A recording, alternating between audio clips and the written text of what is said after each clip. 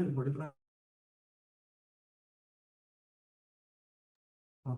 Favourite.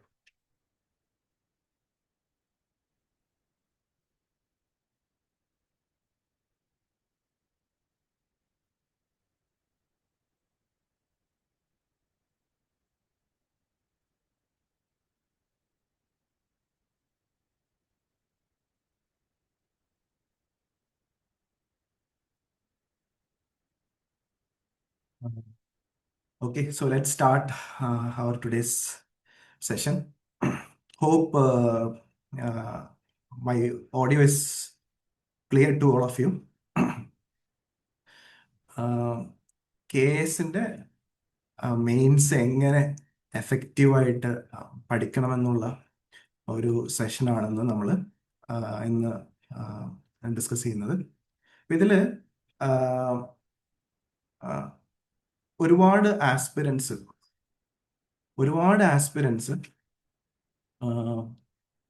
ഒരു means അവരുടെ preparation ഇൻഎഫക്റ്റീവായിട്ട്, അതായത് ഞാനിപ്പോൾ കഴിഞ്ഞൊരു വീക്കായിട്ട് ഒരുപാട് സ്റ്റുഡൻസ് ആയിട്ട് ഡിസ്കസ് ചെയ്തപ്പോൾ എനിക്ക് കിട്ടിയ കുറച്ച് വൈറ്റൽ ഇൻഫർമേഷൻ ഇന്ന് നിങ്ങൾക്ക് ഷെയർ ചെയ്യുകയും ചെയ്യും റിഗാർഡിങ് എ പ്രിപ്പറേഷൻ.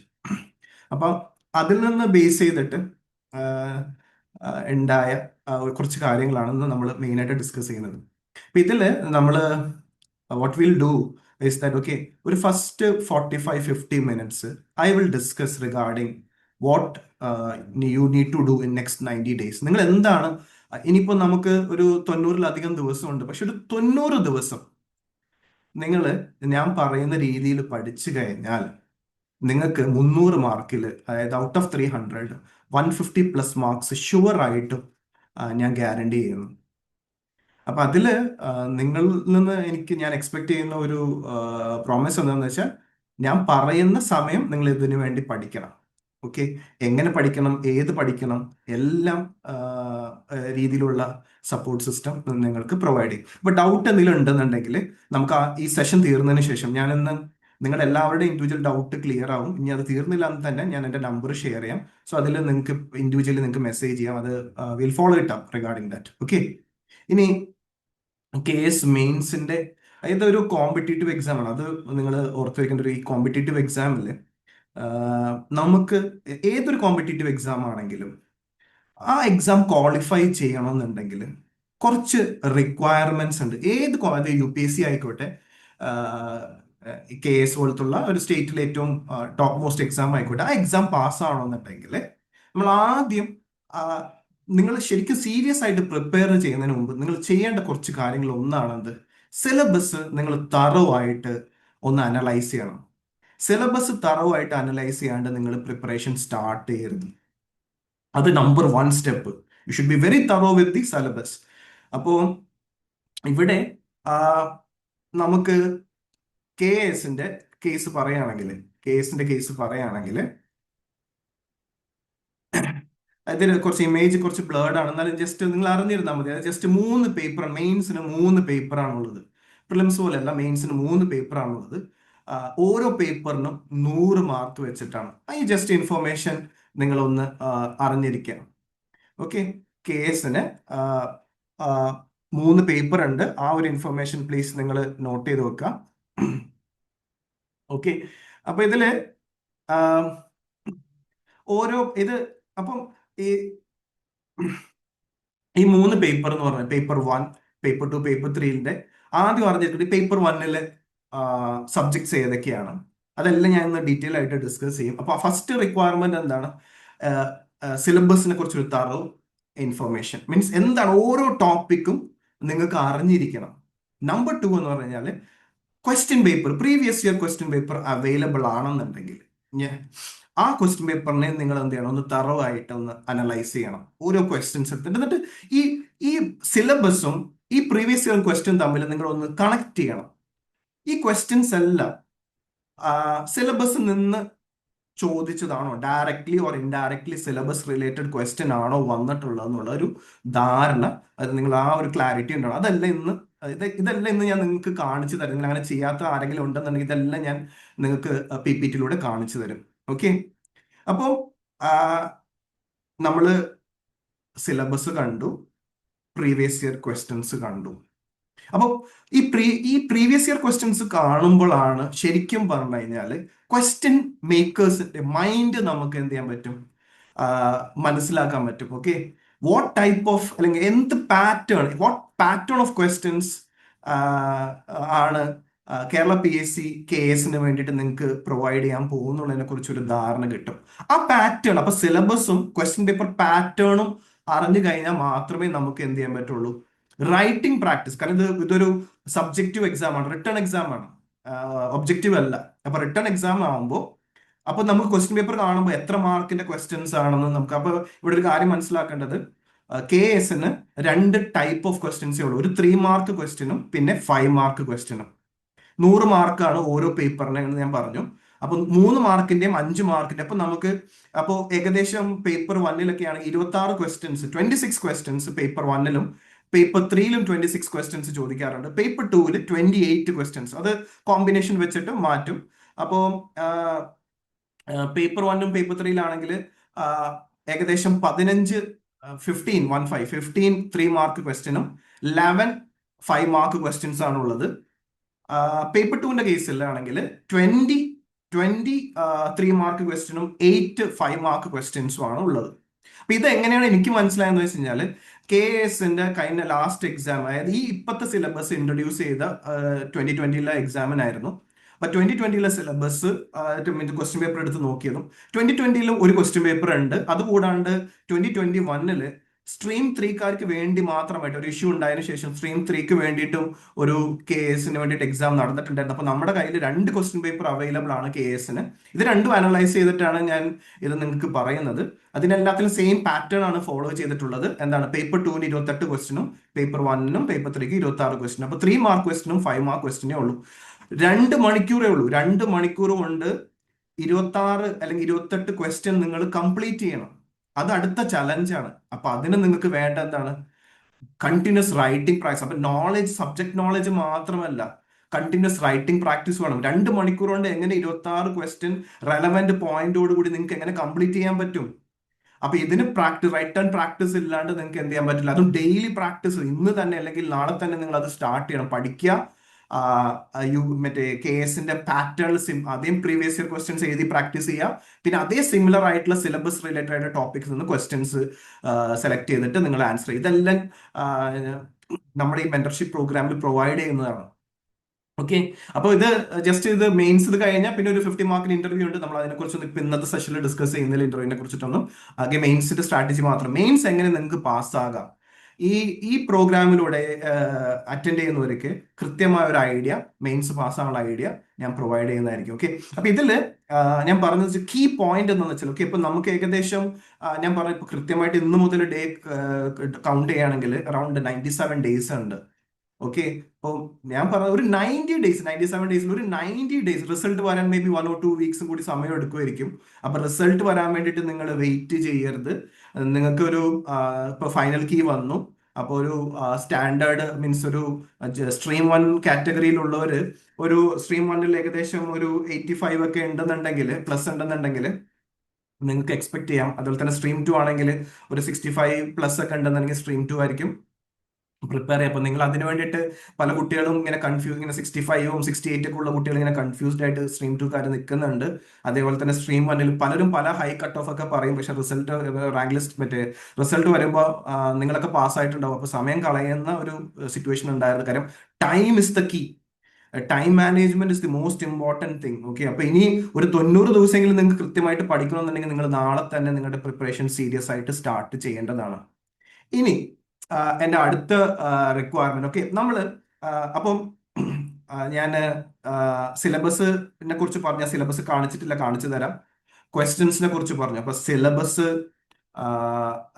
അപ്പൊ ഒരു സീരിയസ് കാൻഡിഡേറ്റ് ആദ്യം സീരിയസ് പ്രിപ്പറേഷൻ തുടങ്ങുന്നതിന് മുമ്പ് ഞാൻ ഇവിടെ ഉദ്ദേശിക്കുന്നത്, ദർ ആർ മെനി ആസ്പിരൻസ്. ഒരു ദിവസം മീൻസ് ഭയങ്കര ഹാർഡ് വർക്ക് ചെയ്യുന്ന ഒരുപാട് ആസ്പിരൻസ് ഉണ്ട്, UPSC-ക്ക് ആണെങ്കിലും PSC-ക്ക് ആണെങ്കിലും. ബട്ട് ഒരുപാട് ഹാർഡ് വർക്ക് ചെയ്തിട്ട് അവരെന്തുകൊണ്ടാണ് എക്സാം പാസ്സാകാത്തതെന്ന് വെച്ചാൽ അവരെ കഴിവില്ലായ്മ കൊണ്ടല്ല, അവരുടെ സ്ട്രാറ്റജി കറക്റ്റ് ഇല്ലാത്തതുകൊണ്ടാണ്. അവർ സ്മാർട്ടായിട്ടല്ല അവർ പ്രിപ്പയർ ചെയ്തിട്ടുള്ളത്. ഇതില് ആ, ആ, ഞാൻ പാസ്സാകാത്ത പല കുട്ടികളോടും ചോദിക്കുമ്പോൾ ഞാൻ കണ്ട ഒരു കോമൺ പ്രോബ്ലം എന്താന്ന് വെച്ചാല് അവര് previous year questions properly analyse ചെയ്യാണ്ടാണ് പോയിട്ടുള്ളത്. അപ്പൊ അതെല്ലാം നിങ്ങൾ അത് ക്ലിയർ ആയിട്ട് അറിഞ്ഞിരിക്കണം. ഓക്കെ, അപ്പൊ അത് നിങ്ങൾ നോട്ട് ചെയ്യണം. അപ്പൊ PYQനെ കുറിച്ചിട്ട് വ്യക്തമായിട്ട് ഒരു പ്രോപ്പർ അനാലിസിസ്, എന്താണ് ആ പ്രോപ്പർ അനാലിസിസ് എന്നുള്ളത് ഞാൻ ഒന്ന് കാണിച്ചു തരാം. അല്ലാണ്ട് ചുമ്മാ ഒരു ക്വസ്റ്റ്യൻ പേപ്പർ നോക്കലല്ല ഒരു പ്രോപ്പർ അനാലിസിസ് എന്ന് പറഞ്ഞു കഴിഞ്ഞാൽ. അപ്പോൾ സിലബസിനെ കുറിച്ച് നല്ല തറോ ക്ലാരിറ്റി വേണം. ആ സിലബസിലുള്ള ഓരോ ടോപ്പിക് എടുത്ത് നോക്കിയാൽ ആ ടോപ്പിക് എന്താണെന്ന് നിങ്ങൾക്ക് അറിഞ്ഞിരിക്കണം. പിന്നെ ക്വസ്റ്റ്യൻ പേപ്പറിന്റെ പാറ്റേൺ, പിന്നെ ഓരോ സബ്ജക്റ്റിന്റെ വെയിറ്റേജ് അറിഞ്ഞിരിക്കണം. എല്ലാ സബ്ജക്റ്റിനും ഒരേ വെയിറ്റേജ് അല്ല. ഇപ്പൊ പൊളിറ്റിന്റെ വെയിറ്റേജ് അല്ല എക്കണോമിന്റെ വെയിറ്റേജ് അല്ല കേരള ഹിസ്റ്ററിക്ക്. അപ്പൊ വെയിറ്റേജ് ഡിഫറെന്റ് ആണ്. അപ്പൊ ആ വെയിറ്റേജ് നിങ്ങൾ മനസ്സിലാക്കണം. അതനുസരിച്ച് ഏറ്റവും കൂടുതൽ വെയിറ്റേജ് ഉള്ള, ഏറ്റവും കൂടുതൽ മാർക്ക് വരുന്ന സബ്ജക്റ്റിന് നിങ്ങൾ കൂടുതൽ സമയം കൊടുക്കണം. അതും ഇമ്പോർട്ടന്റ് ആണ്. അതൊക്കെ ഈ ക്വസ്റ്റ്യൻ പേപ്പർ കണ്ടാലേ നമുക്ക് മനസ്സിലാവുള്ളൂ. Finally top rank means qualify ചെയ്യണമെന്നുണ്ടെങ്കിൽ എത്ര മാർക്ക് ഉണ്ടെങ്കിൽ ഓരോ സ്ട്രീമിലും കാൻഡിഡേറ്റ്സിന് റാങ്ക് ലിസ്റ്റിൽ വരാം എന്നൊരു ധാരണ കൂടി ഉണ്ടാണ്. അപ്പം പാസ് ആകുന്നതിനെ കുറിച്ചെല്ലാം നിങ്ങൾ ചിന്തിക്കേണ്ടത് ആ മാർക്ക്, മെയിൻസിന് എത്ര മാർക്ക് അറ്റൈൻ ചെയ്യണം. അപ്പോൾ ബേസിക്കലി ഞാൻ പറഞ്ഞില്ലേ, നിങ്ങളെല്ലാം ഞാൻ പാസ്സാക്കി തരാമെന്ന് ഉദ്ദേശിക്കുന്നതിന്റെ മെയിൻ ഐഡിയ എന്താണെന്ന് വെച്ച് കഴിഞ്ഞാല് we will deal that. Okay, doubt എന്തെങ്കിലും ഉണ്ടെന്നുണ്ടെങ്കിൽ വി വിൽ ഇതിന് ശേഷം സെക്കൻഡ് വി വിൽ ഡൗട്ട് കാര്യങ്ങളൊക്കെ ഞാൻ ഓൾറെഡി പറഞ്ഞതാണ്. നമുക്കത് ഇത് സെഷന് ശേഷം നിങ്ങൾക്ക് ഡൗട്ട് ക്ലിയറിംഗ് സെഷൻ ഉണ്ടാവുന്നതായിരിക്കും. ഓക്കെ, അപ്പൊ ഇതില് മാർക്സ്, അതായത് ഒരു 150 മാർക്സ്, അതായത് ഓരോ സ്ട്രീമിലുള്ളവരും ഒരു മെയിൻസിന് 150 മാർക്സ് ഔട്ട് ഓഫ് 300 150 പ്ലസ് വാങ്ങിക്കണമെന്നാണ് നിങ്ങൾ എല്ലാവരും എയിം ചെയ്യേണ്ടത്. എങ്ങനെ നിങ്ങൾ 150 മാർക്ക് അധികം നമുക്ക് സ്കോർ ചെയ്യാം, അത് എങ്ങനെ അറ്റൈൻ ചെയ്യാൻ പറ്റും ഈ 90 ദിവസം കൊണ്ട്? അങ്ങനെ അറ്റൈൻ ചെയ്ത് കഴിഞ്ഞാൽ തീർച്ചയായും നിങ്ങൾ റാങ്ക് ലിസ്റ്റിൽ നിങ്ങൾ ക്വാളിഫൈ ആയി, നിങ്ങൾക്ക് ഇന്റർവ്യൂ കിട്ടും. ഒരു ഇന്റർവ്യൂ ഡീസെന്റ് ആയിട്ട് പോവുകയാണെന്നുണ്ടെങ്കിൽ നിങ്ങൾ റാങ്ക് ലിസ്റ്റിൽ പേരും വരും. അപ്പൊ അത് മനസ്സിലാക്കാൻ വേണ്ടി നമുക്ക് ടോപ്പേഴ്സിന്റെ ഒന്ന് ജസ്റ്റ് ഒരു മാർക്ക് ഒന്നിനെ കുറിച്ച് ഒരു ധാരണ ഉണ്ടാവും. ഓക്കെ, ഇപ്പൊ കഴിഞ്ഞ കേസിൽ നടന്ന സ്ട്രീം 1 ടോപ്പ് ആദ്യത്തെ 10 റാങ്കുകാരുടെ മെയിൻസിന്റെ മാർക്സും ആണ് ഞാനിപ്പോ ഇവിടെ. അപ്പൊ 138 മേലുള്ള എല്ലാവർക്കും ഇന്റർവ്യൂ കോൾ വന്നിട്ടുണ്ട്. അപ്പൊ കട്ട് ഓഫ് മാർക്ക് 138 പക്ഷെ 150 പ്ലസ് മാർക്കുള്ളവർക്ക് മാത്രമേ നല്ല റാങ്ക് കിട്ടിയിട്ടുള്ളൂ. അപ്പോൾ ഞാൻ ഇപ്പോൾ ഹയസ്റ്റ് ഫസ്റ്റ് സ്ട്രീം വണ്ണിലെ ടോപ്പ് റാങ്കർ എന്ന് പറയുന്നത് മാലിന്യസിന് 163 മാർക്കാണ് മെയിൻസിന് കിട്ടിയത്. ഇന്റർവ്യൂവിനാണ് 35 മാർക്ക്.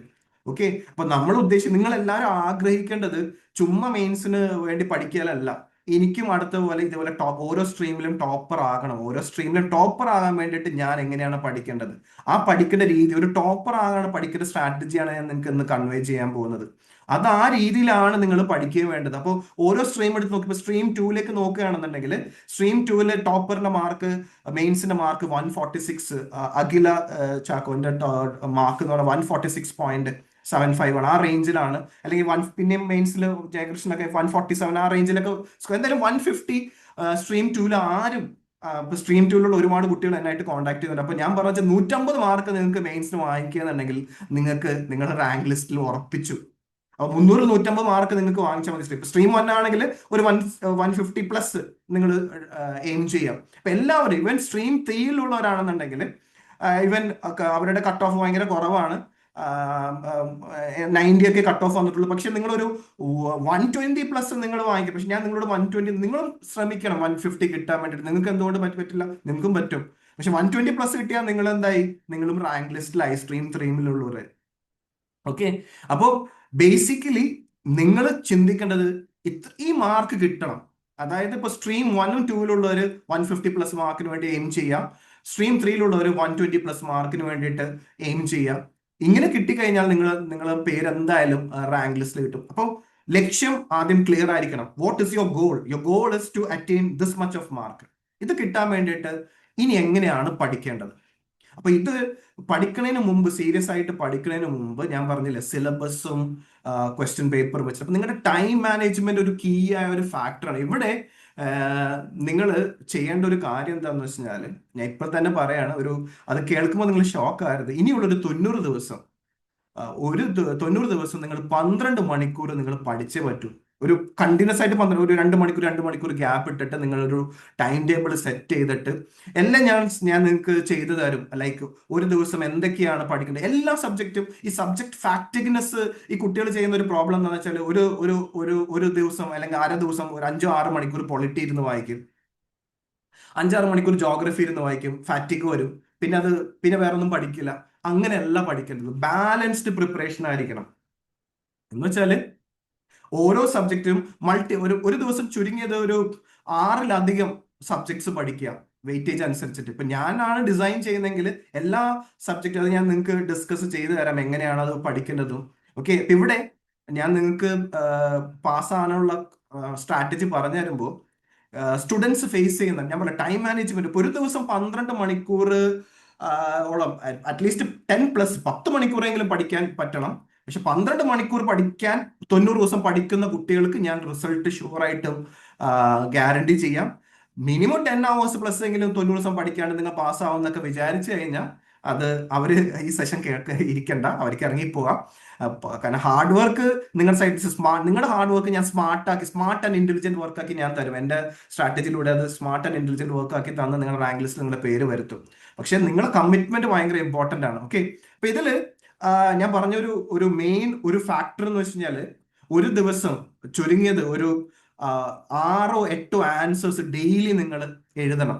എല്ലാം പഠിച്ചാൽ മാത്രം പോരാ. ഒരു ദിവസം ഒരു ടോപ്പിക്ക് പഠിച്ച, ഫോർ എക്സാമ്പിൾ നിങ്ങൾ പൊളിറ്റിയിൽ നിന്ന് ഫണ്ടമെന്റൽ റൈറ്റ്സ് ഒരു 2 മണിക്കൂർ പഠിച്ചു. അപ്പൊ ഫണ്ടമെന്റൽ റൈറ്റ്സ് നിങ്ങൾ ചിലപ്പോ ഒരു റൈറ്റ് ഇക്വാളിറ്റിന്റെയും അല്ലെങ്കിൽ റൈറ്റ് ടു ഫ്രീഡം പോലത്തുള്ള ഇതായിരിക്കും നിങ്ങൾ ഒരു ദിവസം 2 മണിക്കൂറോട് പഠിച്ചിട്ടുള്ളത്. അത് പഠിച്ചാൽ മാത്രം പോരാ. ആ ഏരിയയിൽ നിന്ന് ഒരു 3 മാർക്കിന്റെയും ഒരു 5 മാർക്കിന്റെ ഒക്കെ ആ പഠിക്കുന്ന അനുസരിച്ച് നിങ്ങൾ എന്ത് ചെയ്യണം, ആൻസർ എഴുതി സബ്മിറ്റ് ചെയ്യണം. അപ്പൊ ഡെയിലി 12 മണിക്കൂർ പഠിക്കുന്ന ഈ പഠനത്തിന്റെ കൂടെ തന്നെ 12 മണിക്കൂർ എന്ന് പറയുമ്പോൾ ഏകദേശം അതിൽ ആൻസർ റൈറ്റിംഗും ഉൾപ്പെടുത്തുന്ന രീതിയിലായിരിക്കും നമ്മൾ സ്ട്രാറ്റജി പ്ലാൻ ചെയ്ത്. കാരണം ആൻസർ റൈറ്റിംഗ് ഭയങ്കര ഇമ്പോർട്ടന്റ് ആണ്. ഓക്കെ, അപ്പൊ അത് ഭയങ്കര ഇമ്പോർട്ടന്റ് ആയ ഒരു ഫാക്ടറാണ്. ഓക്കെ, ഇനി ഞാൻ പറഞ്ഞില്ല 2 പേപ്പറാണ് നമുക്ക് അവൈലബിൾ ആയിട്ടുള്ളത്. 2 പേപ്പറാണ് നമുക്ക് അവൈലബിൾ ആയിട്ടുള്ളത്. സോറി, 2020-ലും 2021-ലും നടന്ന 2 ക്വസ്റ്റ്യൻ പേപ്പർ നമുക്ക് മെയിൻസിന്റെ ക്വസ്റ്റ്യൻ പേപ്പർ അവൈലബിൾ ആണ്. ആ ക്വസ്റ്റ്യൻസ് എല്ലാം ഞാൻ നിങ്ങൾക്ക് കാണിച്ചു തരാം. നിങ്ങൾക്ക് ഇൻഡിവിജ്വലി PPT വേണമെന്നുണ്ടെങ്കിൽ ഞാൻ എൻ്റെ ലാസ്റ്റിൽ എൻ്റെ മൊബൈൽ നമ്പർ, നിങ്ങളുടെ ഡൗട്ടും എല്ലാം എൻ്റെ പേഴ്സണൽ വാട്സ്ആപ്പ് നമ്പർ ഷെയർ ചെയ്യാം. You can ask me individually, means directly ഞാൻ ഇവിടുന്ന് തന്നെ ക്ലിയർ ചെയ്ത് തരാം. അല്ലാണ്ട് എന്തെങ്കിലും നിങ്ങൾക്ക് ഇൻഡിവിജ്വൽ നിങ്ങളുടെ പ്രോബ്ലംസ് എന്തെങ്കിലും ഉണ്ടെന്നുണ്ടെങ്കിൽ യു ക്യാൻ, ഞാൻ നിങ്ങൾക്ക് ഓരോ സ്ലോട്ട് തരാം, time slot individually video call ചെയ്യാനുള്ള പ്രൊവിഷൻ ഒക്കെ ചെയ്തു തരാം.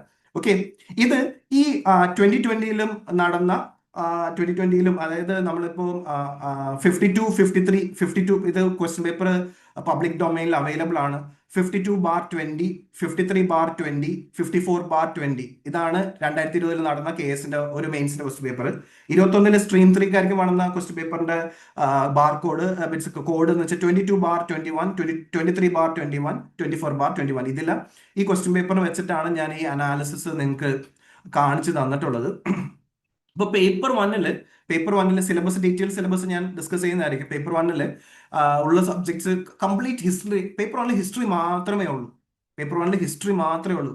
Ancient history, medieval history, modern history, Kerala history, world history, പിന്നെ കേരള കൾച്ചർ. അപ്പൊ ഇവിടെ നിങ്ങൾ നോക്കിക്കഴിഞ്ഞാൽ ഒരു കാര്യം വ്യക്തമാണ്, ഏറ്റവും കൂടുതൽ വെയിറ്റേജ് കേരള കൾച്ചറിനാണ്. അപ്പോ പക്ഷെ ഇവിടെ രസം എന്താണെന്ന് വെച്ചാൽ ഇതില് ഈ 5 സബ്ജക്റ്റിൽ ഏറ്റവും കൂടുതൽ മാർക്ക്, കുറഞ്ഞ സമയത്ത് ഏറ്റവും കൂടുതൽ മാർക്ക് സ്കോർ ചെയ്യാൻ പറ്റുന്നത് വേൾഡ് ഹിസ്റ്ററിയിലാണ്. ഇതൊക്കെ എനിക്ക് എങ്ങനെ പറയാൻ സാധിക്കും? അതിന്റെ കാരണം എന്താണെന്ന് വെച്ചാൽ സിലബസും ക്വസ്റ്റ്യൻ പേപ്പറും കണ്ടു അതിന്റെ ഡെപ്തും കണ്ടുകൊണ്ടാണ് നമുക്ക് അത് ഞാൻ നിങ്ങൾക്ക് കാണിച്ചു തരാം. ഓക്കെ, അപ്പൊ ഇവിടെ നമുക്ക് വേൾഡ് ഹിസ്റ്ററി ഇതിൽ പെട്ടെന്ന് ഈ 20 മാർക്ക് വേൾഡ് ഹിസ്റ്ററി 2 പേപ്പറിൽ 20 മാർക്കിന്റെ 5 മാർക്കിന്റെ 4 ക്വസ്റ്റ്യൻ ആണ് വന്നിട്ടുള്ളത്. ഈ വേൾഡ് ഹിസ്റ്ററിന്റെ സിലബസ് വളരെ വളരെ ചെറുതാണ്. ഈ 5 ഹിസ്റ്ററി, അതായത് ഏൻഷ്യന്റിനെയും മിഡീവലിനെയും മോഡേണിനെയും കേരള ഹിസ്റ്ററിനെയും കേരള കൾച്ചറിനെ വെച്ച് നോക്കുമ്പോൾ ഏറ്റവും ചെറിയ സിലബസ് ആണ് വേൾഡ് ഹിസ്റ്ററിയിൽ. പക്ഷെ 20 മാർക്കുണ്ട്. അപ്പോ പെട്ടെന്ന് പഠിച്ചു തീർക്കാൻ പറ്റുന്ന ഒരു ഏരിയ ആണ് വേൾഡ് ഹിസ്റ്ററി. മീൻസ് കമ്പയർ ചെയ്യുമ്പോൾ കേട്ടോ, വേൾഡ് ഹിസ്റ്ററി ചെറുതെന്നല്ല ഞാൻ പറഞ്ഞത്. ഈ KS-ന്റെ സിലബസിൽ ഫോർ എക്സാമ്പിൾ അമേരിക്കൻ റവല്യൂഷനും ഇൻഡസ്ട്രിയൽ റവല്യൂഷൻ ഉണ്ട്, അമേരിക്കൻ റവല്യൂഷനോ ഫ്രഞ്ച് റവല്യൂഷനോ ഒന്നും സിലബസിൽ പറയുന്നില്ല. നമ്മുടെ KS-ന്റെ സിലബസിൽ. അപ്പൊ ഞാൻ നോക്കി ക്വസ്റ്റ്യൻ പേപ്പറും സിലബസിൽ നിന്നാണ് ചോദിച്ചിട്ടുള്ളത്, നിങ്ങൾക്ക് കാണിച്ച് തരുകയും ചെയ്യാം. ഓക്കെ, അപ്പൊ ഇതെല്ലാം ഞാൻ ഡീറ്റെയിൽ ആയിട്ട് നമുക്ക് ഡിസ്കസ് ചെയ്യാം. അപ്പോൾ ജസ്റ്റ് ഒന്ന് വെയിറ്റേജ്, അപ്പോൾ ഓൾമോസ്റ്റ് എല്ലാ സബ്ജക്റ്റിനും ഒരു ഓൾമോസ്റ്റ് 20 മാർക്കിന്റെ വെയിറ്റേജ്, 20 ഇതിൽ കൾച്ചറിനെ ഒഴിച്ചിട്ട് ബാക്കി എല്ലാത്തിനും ഒരു വെയിറ്റേജ്. ഈ എന്തിനാ 15, 20 നോക്കിക്കഴിഞ്ഞാൽ ഈ 15-20 എന്ന് വെച്ചാൽ ഇപ്പോൾ ഏൻഷ്യൻ ആൻഡ് മെഡീവലിന്റെ 2020 നടന്ന ക്വസ്റ്റ്യൻ പേപ്പറിൽ 15 മാർക്കാണ് വന്നത്. മറിച്ച് 21 പേപ്പറിൽ 20 മാർക്ക് വന്നു. അതാണ് ഈ 2 മാർക്ക് കാണിക്കുന്നത്. മോഡേണിന് 2 പേപ്പറിൽ 20 മാർക്കായിരുന്നു. കേരള ഹിസ്റ്ററിക്ക് 20 നടന്നതിന് 20യും പിന്നെ 21 നടന്നതിന് 17 മാർക്കാണ്. അപ്പൊ ഞാനൊരു മീൻസ് റേഞ്ച് ഓഫ് മാർക്സ് ആണ് കാണിച്ചിട്ടുള്ളത്. വേൾഡ് ഹിസ്റ്ററിയിൽ 2-ൽ 20 മാർക്കായിരുന്നു. കേരള കൾച്ചറിൽ 2020 25 മാർക്കും 21 നടന്നത് 23 മാർക്കാണ്. അങ്ങനെയാണ് ആ മാർക്കിന്റെ റേഞ്ച് ഞാൻ നിങ്ങൾക്ക് കാണിച്ചു തന്നിട്ടുള്ളത്. ഓക്കെ, ഇനി സോറി ഇനി നോക്കി സിലബസ്. ഇതാണ് നിങ്ങളുടെ syllabus.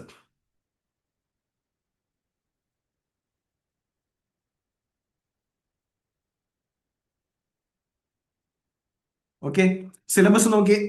Ancient and medieval പീരീഡിലെ syllabus എന്ന് പറയുന്നത് അവർ പറയുന്ന നോക്കി, ശരിക്കും പറഞ്ഞാൽ ഭയങ്കര ഡെപ്ത് ഉള്ള ഒരു ടോപ്പിക്കാണ് ഏൻഷ്യൻ ആൻഡ് മിഡീവൽ പീരീഡ് എന്ന് പറയുന്നത്. Salient features and major landmarks of ancient and medieval India. പിന്നെ art, culture, literature and architecture of ancient period and medieval period. ഇതൊരു വലിയൊരു വാസ്റ്റ് ആയ ഒരു ടോപ്പിക്കാണ്. ഇത്രയും വാസ്റ്റ് ടോപ്പിക്കിന് എത്ര ക്വസ്റ്റ്യൻ വരുന്നു എന്നുള്ളതാണ് നിങ്ങൾ നോക്കേണ്ടത്. അപ്പൊ നമ്മൾ അതൊക്കെ അനുസരിച്ചിട്ട് വേണം ആ ഒരു പ്രോസസ്. പിന്നെ major dynasties, their administrative system, socio-religious and economic conditions and prominent movements. ഇതാണ് KS-ന്റെ നിങ്ങളുടെ ഏൻഷ്യൻ ആൻഡ് മിഡീവൽ പീരീഡിന്റെ സിലബസ്. ഈ സിലബസിൽ നിന്നിട്ട് 2020 നിന്ന് ചോദിച്ച 15 മാർക്കിന്റെ ക്വസ്റ്റ്യൻസ് ആണ്. ഇപ്പൊ നമുക്ക് സമയമില്ലാത്തതുകൊണ്ട് ക്വസ്റ്റ്യൻസിലേക്ക് ഒന്നും ഇത് ഞാൻ ഡീറ്റെയിൽ ആയിട്ട് ഞാൻ നിങ്ങൾക്ക് ഇൻഡിവിജ്വൽ ആൻസർ റൈറ്റിംഗിലൊക്കെ ഞാൻ ഡിസ്കസ് ചെയ്യുന്നതായിരിക്കും. ഇപ്പൊ ക്വസ്റ്റ്യൻസ് നിങ്ങൾ കണ്ടാൽ മതി. ഓക്കെ, ജസ്റ്റ് ഞാൻ നിങ്ങൾക്ക് 5 മാർക്കിന്റെ ക്വസ്റ്റ്യൻ ആണ്, 3-5 മാർക്കിന്റെ ക്വസ്റ്റ്യൻ ആണ് ഈ ഏൻഷ്യൻ മിഡീവൽ പീരീഡിൽ വന്നിട്ടുള്ളത്. അപ്പൊ ഏൻഷ്യൻ മിഡീവൽ പീരീഡിൽ നിന്ന് 5 മാർക്സിന്റെ ക്വസ്റ്റ്യൻ മാത്രമേ ചോദിച്ചിട്ടുള്ളൂ. ഈ നമ്പേഴ്സ് വരെ 17, 18, 19 എന്നൊക്കെ പറഞ്ഞാൽ ഇതാണ് ആ നമ്പർ. നിങ്ങൾ ആ ക്വസ്റ്റ്യൻ പേപ്പർ എടുത്ത് നോക്കിയാൽ നിങ്ങൾക്ക് കാണാൻ പറ്റും. ഓക്കെ, അതേപോലെ തന്നെ 21 നടന്നത് 20 മാർക്കിന്റെ 4 ക്വസ്റ്റ്യൻ ആണ് ഇതെല്ലാം വന്നിട്ടുള്ളത്. അപ്പൊ ഞാൻ ക്വസ്റ്റ്യനിലോട്ട് പോകുന്നില്ല, ഞാൻ ജസ്റ്റ് നിങ്ങൾക്ക് കാണിച്ചു തരികയാണ് ചെയ്യുന്നത്. ഓക്കെ, സംഘം ലിറ്ററേച്ചർ എന്ന ക്വസ്റ്റ്യൻ ചോദിച്ചിട്ടുണ്ട്, ദ്രാവിഡിയൻ ടെമ്പിൾ ആർക്കിടെക്ചർ എന്ന ക്വസ്റ്റ്യൻ ചോദിച്ചിട്ടുണ്ട്, നളന്ദ ആൻഡ് തക്ഷശില. അപ്പൊ 2020 നടന്നതിലെല്ലാം purely art, culture, literature, architecture എന്നാണ് ക്വസ്റ്റ്യൻസ് വന്നിട്ടുള്ളത്. മറിച്ച് 21 ആയപ്പോഴത്തേക്കും ഇവൻ അക്ബറിനൊക്കെ കുറിച്ചൊക്കെ ചോദിച്ചിട്ടുണ്ട്. പക്ഷെ എന്ന് വെച്ചിട്ട് നിങ്ങൾ ഇനി എല്ലാ മേജർ ഡൈനാസ്റ്റീസും പഠിച്ച് സമയം കളയലല്ല ചെയ്യേണ്ട. ആകെ ഒരു ക്വസ്റ്റ്യനെ വന്നിട്ടുള്ളൂ. അപ്പം ഇതൊക്കെ നമ്മൾ സ്മാർട്ടായിട്ട് നമ്മൾ ഡിസൈഡ് ചെയ്യണം, എന്താണ് പഠിക്കേണ്ടത്, ആദ്യം പഠിക്കേണ്ടത് എന്താണെന്നുള്ളതിനെ കുറിച്ചൊക്കെ വളരെ വ്യക്തമായ ഒരു പ്ലാൻ ഉണ്ടാവണം. ഇതാണ് നിങ്ങളുടെ മെന്റർഷിപ്പ് കൊണ്ട്. അപ്പൊ ഇതിന് നിങ്ങൾ ഇങ്ങനത്തെ ഇതിലാണ് നിങ്ങൾക്ക് മെന്റർഷിപ്പ് ആവശ്യം. എന്ത് പഠിക്കണം, എങ്ങനെ പഠിക്കണം. ഇനി ഇമ്പോർട്ടൻ്റ് ആയിട്ടുള്ള അനദർ പോയിന്റ്, സ്റ്റുഡൻസ് മെറ്റീരിയൽ. ഇപ്പം നമ്മൾ ജീവിക്കുന്നത് ഒരു ഡിജിറ്റൽ എറയിലാണ്.